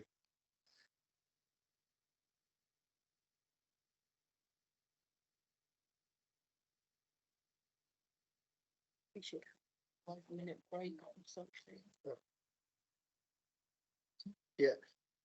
Members, it's been suggested that we might like a 5-minute comfort break. Is that a consensus? Would you prefer that, or would you just like to carry on? I would have thought this would have been fairly short. Yeah. Okay, consensus is then that we'll plough on. Yeah. Okay, all right, thank you. So, oh yeah, the informal working group report, blue badge service. Well, you know, I won't really say too much about this, other than that we put this report together. The conclusion was we didn't think it was worth progressing it any further this time. We did come up with some suggestions. We thought that the officers who run and administer the scheme might like to just consider over the next few months. Of course, one of the issues is, of course, we know the CRM system is being introduced. So, you know, a lot of the changes will be happening in the service provision in a whole raft of areas. So it probably isn't very timely to start changing things too dramatically at the moment, because they're probably going to change in the future anyway. But having said that, you know, it was a useful exercise. I certainly learned an awful lot going through it, and I'm sure Kate and Tony did as well. So I think I'll say no more about that. Just invite any questions that people got on the paper. Thank you. Any questions, members? Lisa. Thank you. I've had a good look through, and it's really interesting and clear. I remember, I think maybe a couple of years ago, I had a few complaints from residents, but I can't actually remember if that was just a COVID related thing. And this doesn't seem to be highlighting that there's any issues. But I just wondered if anyone can recall what that was about and if that's still an issue. Well, you know, the fact is that we are operating within the government guidelines significantly. You know, they say 12 weeks, it's actually averaging around 8 weeks. And the key issue for me is that if somebody is desperately in need of a blue badge, because, you know, they meet the criteria, they can get one very, very quickly. And I do know that from my own personal experience of chasing some of these things with the blue badge system in the past. I think the key to it is if people understand how long it's going to take, and they understand that, then we can encourage them to apply early enough. Then the problems that we do have, and we don't get many, but those that we do get will be reduced even more. And that's why we've made the suggestions about putting more information on the website to make sure people understand. It's not just a question of the council, you know, writing the ticket out itself. It has to comply with very demanding national legislation. And if that means taking external advice from consultants or whatever, that's what they have to do. And in fact, as you will have read in the report, the council did try to reduce the turnaround time, but then sort of got a bit of a rebuke from the auditing teams that actually you're not compliant with the national guidelines or national legislation on what you're required to do. So that, you know, they were mindful of the fact they wanted to reduce it. But I think overall, if they're, you know, they're doing it within 8 weeks, and it should be, you can take 12, and given the time that it can take for external advice to come in as well, they're actually doing a very good job. So I personally was quite satisfied that, you know, that there was a really big problem out there that needs further review. So does that answer your question, Lisa? Yeah, I think so. I just wondered if there was something that happened a couple of years ago, or was there something that happened to that made this working group needed? There has been some feedback among local councillors, and I think most ward councillors will have been approached at some time or another about the amount of time that it takes to get a blue badge. But it's only when you start delving into the individual cases, you find that in the main they're delayed because the application hasn't gone in early enough, and the applicant isn't always aware of how long it should take. And that's why we've come up with a recommendation that we try to improve the information to enable people to apply earlier than they currently do. Yeah, but I think even given all the rules and everything, if somebody is in a difficult place, my experience was the team will move mountains to try to accommodate the individual. And I know that several councillors have been able to push the system to help residents. So, yeah.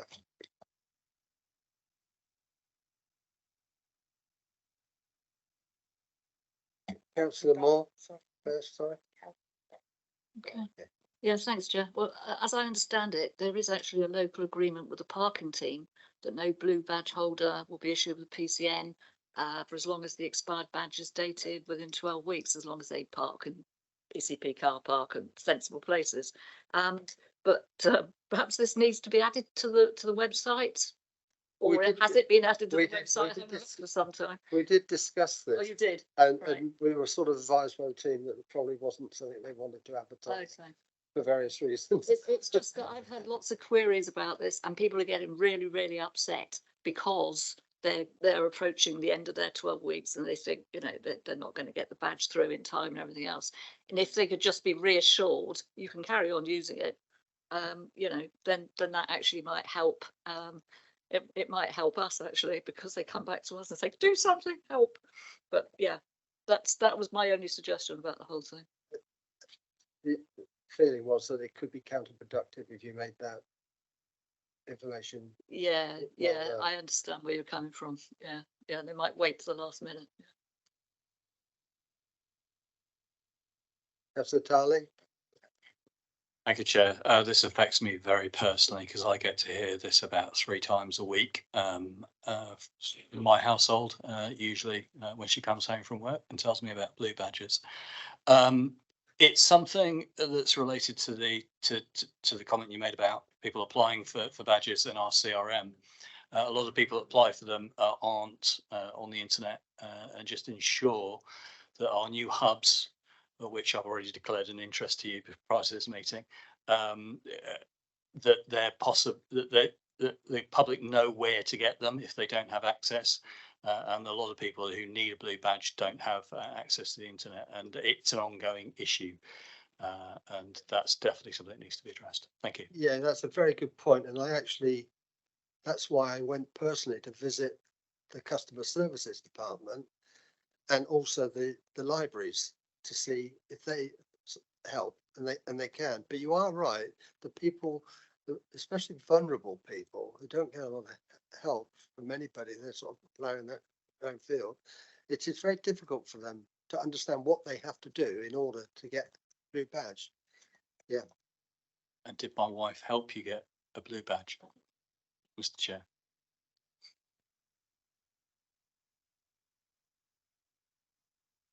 I was actually after the Citizens Advice Bureau, and I had great difficulty finding them, actually, but that's another story.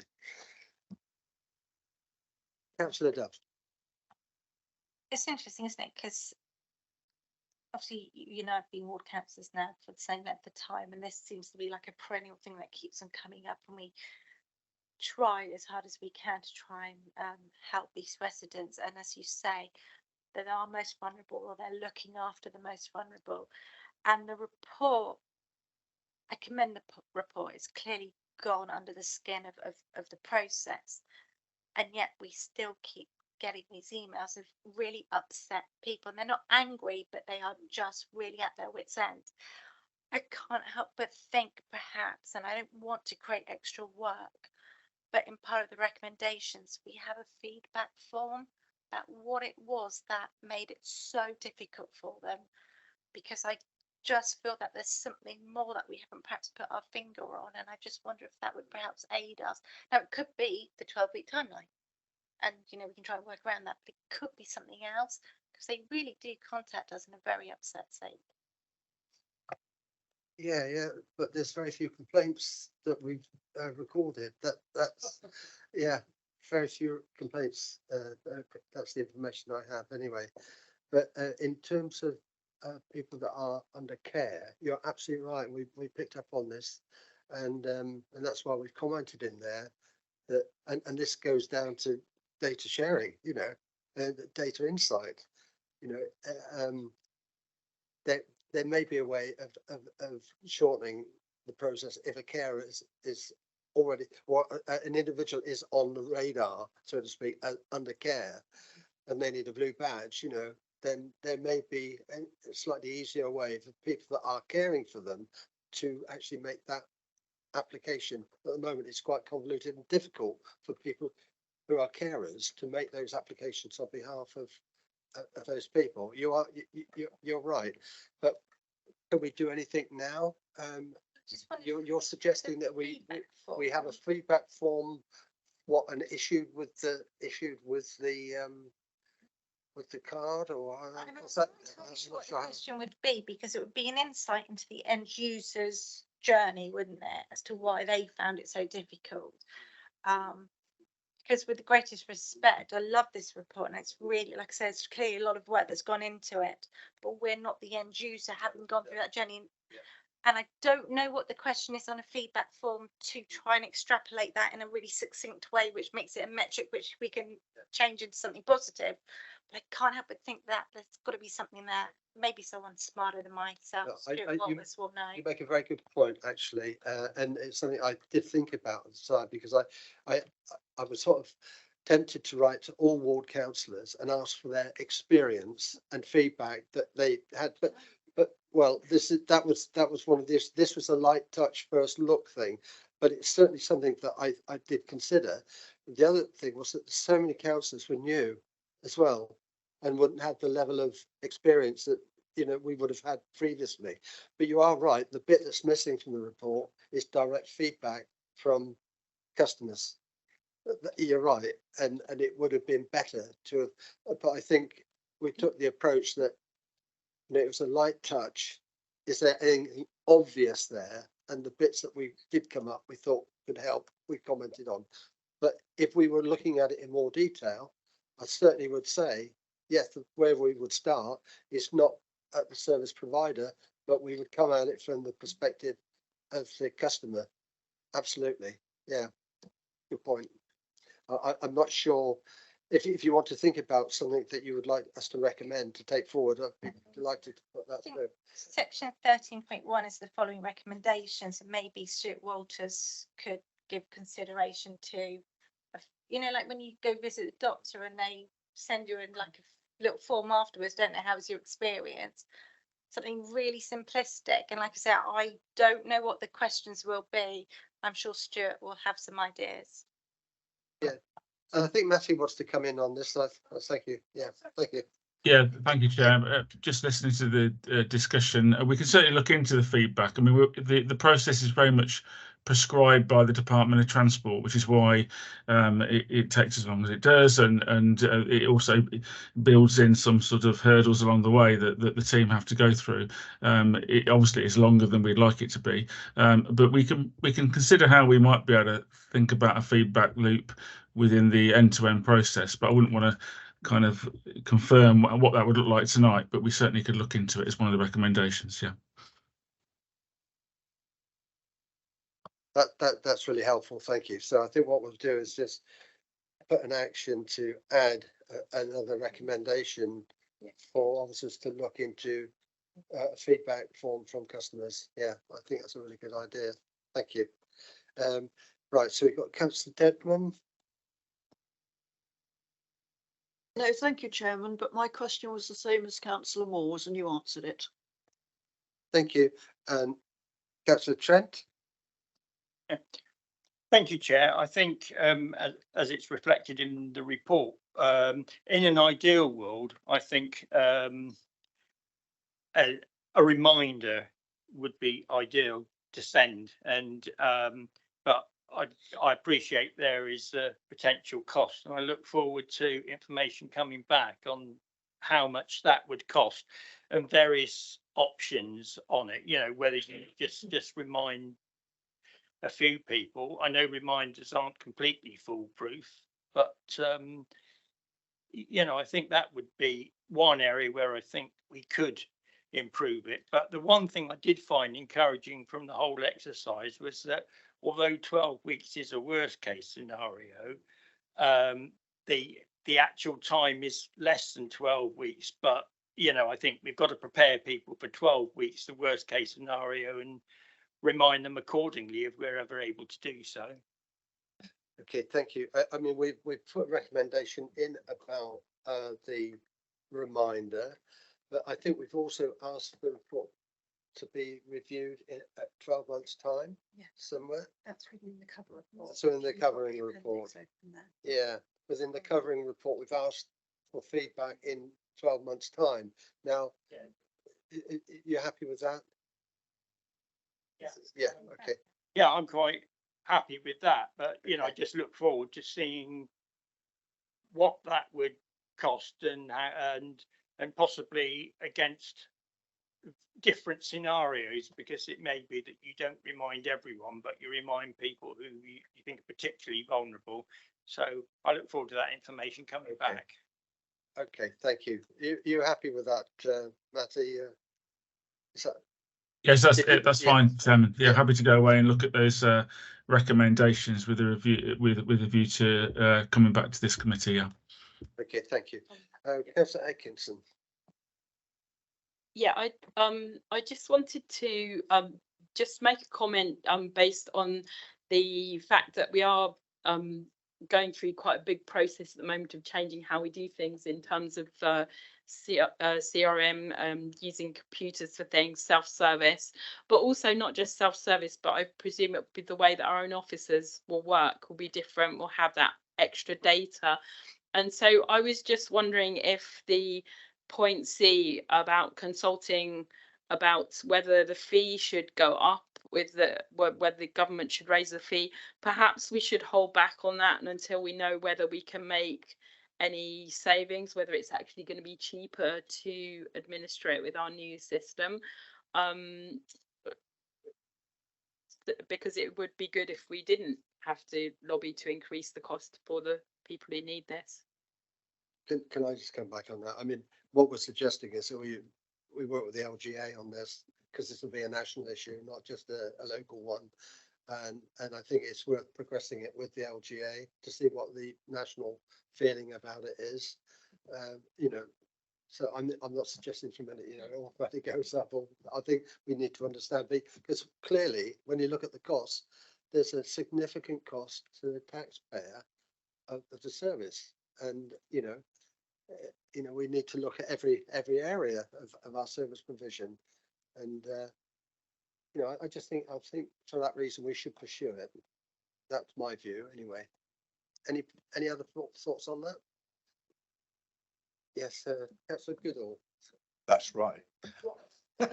Thank you.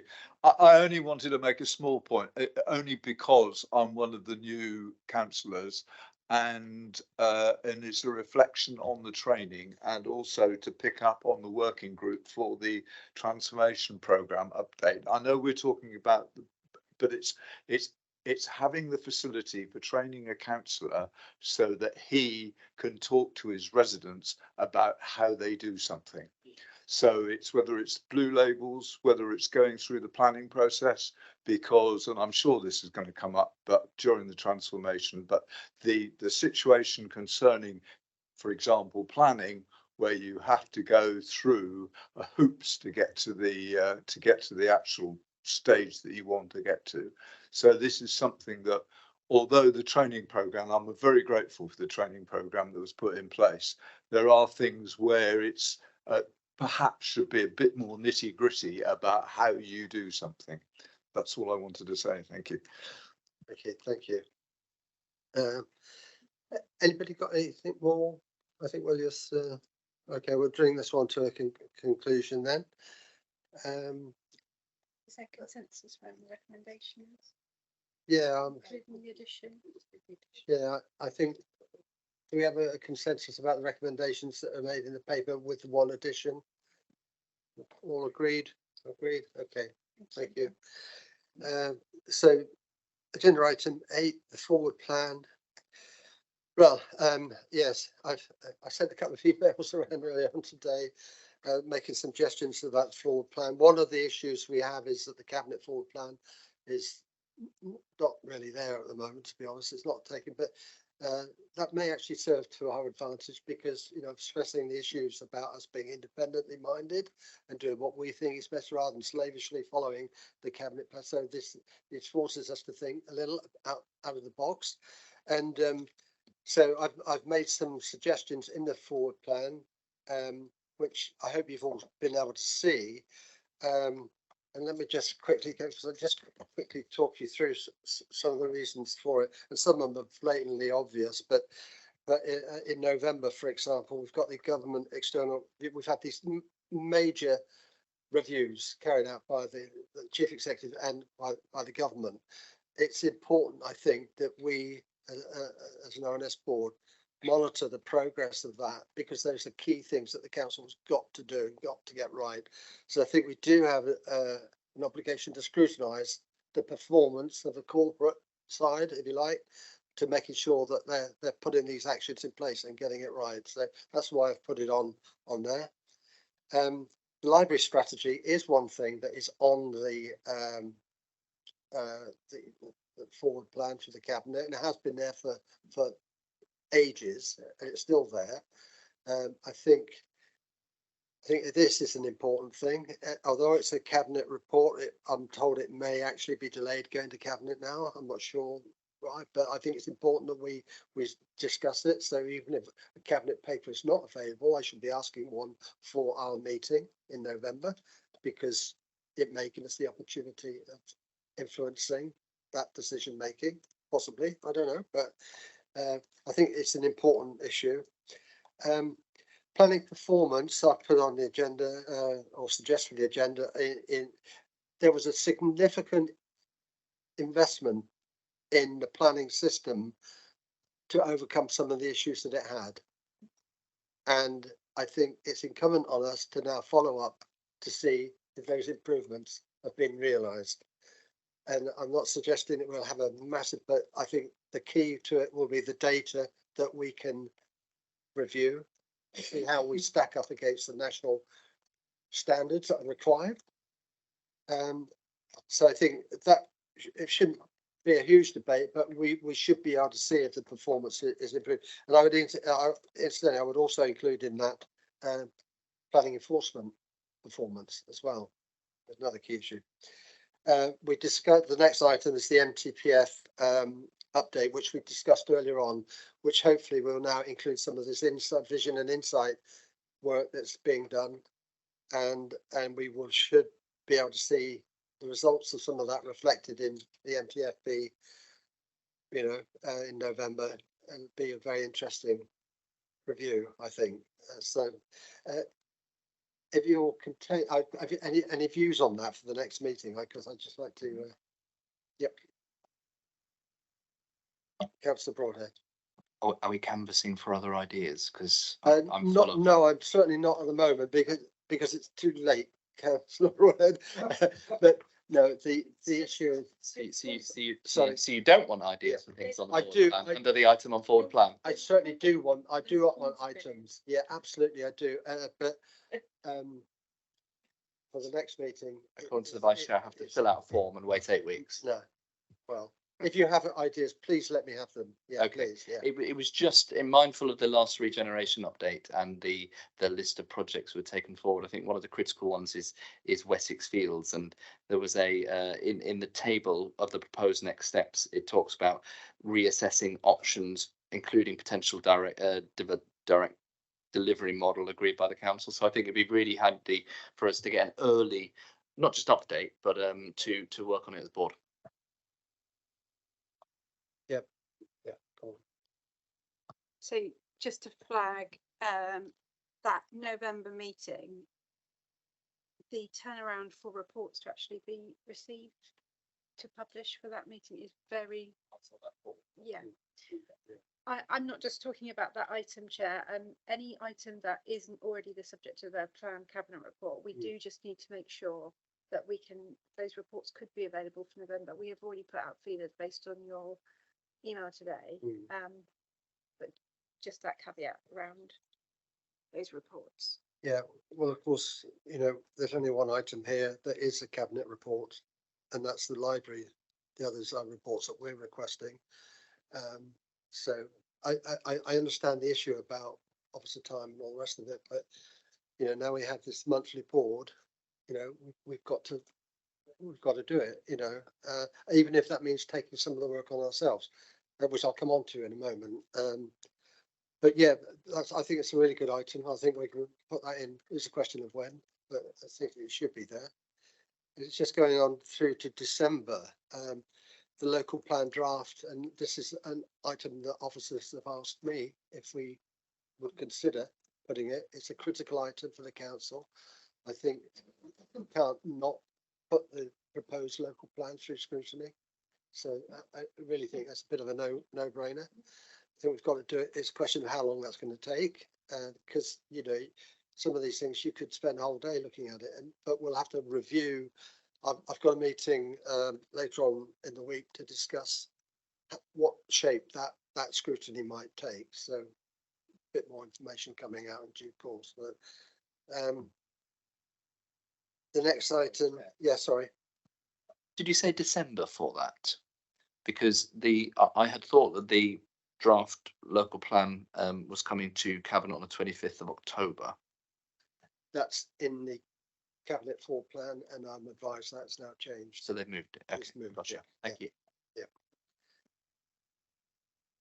We've got the BCP Community Partnership Annual Report that comes out in December. So it's a statutory requirement. We should do it, and December would be the appropriate month. So I think we should do that. And lastly, we have, so as to set an example to the rest of the council, the ONS board, it's an ONS plan of action, which I was waxing lyrical about in full council. We should set the example by following our plan and monitoring the progress on our own plan. And so we've put that on the agenda. It wouldn't necessarily take too long to go through that, but I think it's important that we do monitor our own performance as a board, well, as the whole overview and scrutiny function. So that's what sort of set out for the next couple of meetings. But there's a couple of thoughts that I added into the memo I sent you earlier on. But it's essentially about performance. You know, we were talking about a lens, that we should direct our activity at some kind of lens. I've always felt that the lens should be through the eyes of our residents, because we reflect their concerns in challenging, the council. And one of the main issues for residents is the way we do things and how we respond. And it's actually about the performance. How does the council perform in the eyes of our residents? And so there are a number of areas I think that we could start to think about looking at, and looking at informal working groups to do some preliminary work in the same way that we did with the blue badges. Just do some preliminary work to scope out what we think the art of the possible might be. Now, if you're looking at performance, this is a huge subject. It's a massive subject. And of course, corporately, we do have the corporate strategic plan, and we do monitor that, and we look at it annually. But when you start going down into the organisation a bit more, who sets the targets? What are the targets? How are personal targets set? How are they monitored? And what is the impact on? Sorry, yes, go on. So on that then, so obviously we've got a resident satisfaction survey that comes every year. Are you thinking about tying those two up together then to help framework that piece of work? Well, there you go. We've got an idea. It sounds like it could be volunteer, because you're absolutely right. That's the sort of thing we can tie into it. But what I'm thinking of, that we could have an informal working group looking at the overall performance, and then sort of honing in on those areas we think that we can do some useful work that may result in an officer report or whatever. But it's just collecting ideas and doing some of the groundwork, rather than get an officer to tell us the state of the nation. And that's what you'll get. You'll get the state of the nation from their perspective. I'd like to see it coming from the other direction. This is what our residents are looking for. Let's put that forward and see how the system reacts to it. Yeah, sure. I just really welcome that, Chair. I think that's a really good idea to be kind of figuring out what we want to look at in that kind of performance space as well. I think it would be really welcome as we embark upon this new renamed style overview and scrutiny board as well. So I completely agree with that. I think taking it a step further as well, you mentioned kind of holding a lens. Sometimes you need to hold up a mirror as well. No jokes. And I think now that we have this new opportunity with a new board, I think it's probably incumbent upon us to figure out what style of board we wish to be as well. Just, an example, I'm not being provocative, but some councils undertake their overview and scrutiny function a bit more like a select committee does in Parliament. Some do it in a very different way. Earlier on, Councillor Dove started a bit more of a kind of a Q&A type session, and it got closed down a little bit because that's kind of not how we do scrutiny, but actually there is a lot of value in teasing that out rather than a selection of kind of pre-prepared speeches. So I think it might be a good idea for us to do a little bit of self-reflection and perhaps an informal session on what kind of scrutiny board we would like to be. Yeah, please. Yeah, that does link into something that I wanted to update you on. There were work programming sessions proposed. You'll recall when overview and scrutiny got off the ground after the elections. They have been held for the Children's and Health committees, but the work programming for this committee and for the now Environment and Place have been held back because we were waiting to see what the outcome of the structure changes would be, and also to receive the government the assurance review, DLF assurance review. So those are in place now. We know what's happening. And there is an offer of support from the Centre for Governance and Scrutiny, and they are suggesting support that goes a bit wider than just one session of work programming, but actually does look at how you want to conduct your scrutiny, how the mechanisms, but also starting from the point of what information do you have to help you inform your choices around scrutiny. So kind of going from a performance data driven through to what will be your priorities to how will you undertake it. So I think they are experts in this area. They support councils all across the country, and they will support us if we want to go down that route. So I'm at the situation where I am looking at that offer with them, and we'll liaise with the chair around that. Yeah. Okay. So just quickly moving on from about the performance issue. I've suggested two areas that we might like to focus in on for two individual work groups. The first one is about the lack of the corporate complaints data collection and review system. We don't have one. You know, so how can we measure the council's performance as far as the residents are concerned? Well, we can't collect all this information together and say, well, actually, you know, so I think that's probably one area a couple of people could be looking at. And the other, and this one comes from the external assurance review, and that is about the company-owned companies and organisations where we're required to approve the business plans because it's not currently being done. So I've been looking for a couple of volunteers to actually just quantify which companies, what organisations, what role does the council play in approving the business plans, and when. So we could come up with a little table of, you know, who, what, when, and then feeding that into our own forward planning system, so that we've got a longer term plan about those companies that, you know, we need to do that work for, and making those companies stick to it as well. I can think of some business plans that have moved over a period of 18 months, 2 years. So, you know, and no one's holding them to account, and we need to. So there's just some thoughts. If anybody does want to volunteer, and I suggest we have 2 people on each of those little working groups, and I'm quite happy to participate if we don't have sufficient volunteers. But I won't ask you to volunteer now unless you want to. But if you like to think about it, just let me know, and you know, we'll take it from there. So I think. Sorry. To get you to approve your future meeting dates. Oh, sorry. Okay, so I think that's it for the forward plan. Just one last thing, the meeting dates, which I hope you've all been supplied with. We need to approve those because those dates, approval of those dates is now delegated to us from full council. So they've been published, and I would ask for your approval of those dates. Yes, what they are for transparency. Yeah, if I can find the list, I'm not. Yeah, okay. So the dates, just for transparency, are 13th of November, 4th of December, and then going into 2024, 8th of January, 29th of January, 26th of February, and 2nd of April. Incidentally, I'll just add that they're sort of scheduled like that to give us the opportunity to do pre-cabinet scrutiny should we need to or want to. So that's what's behind it.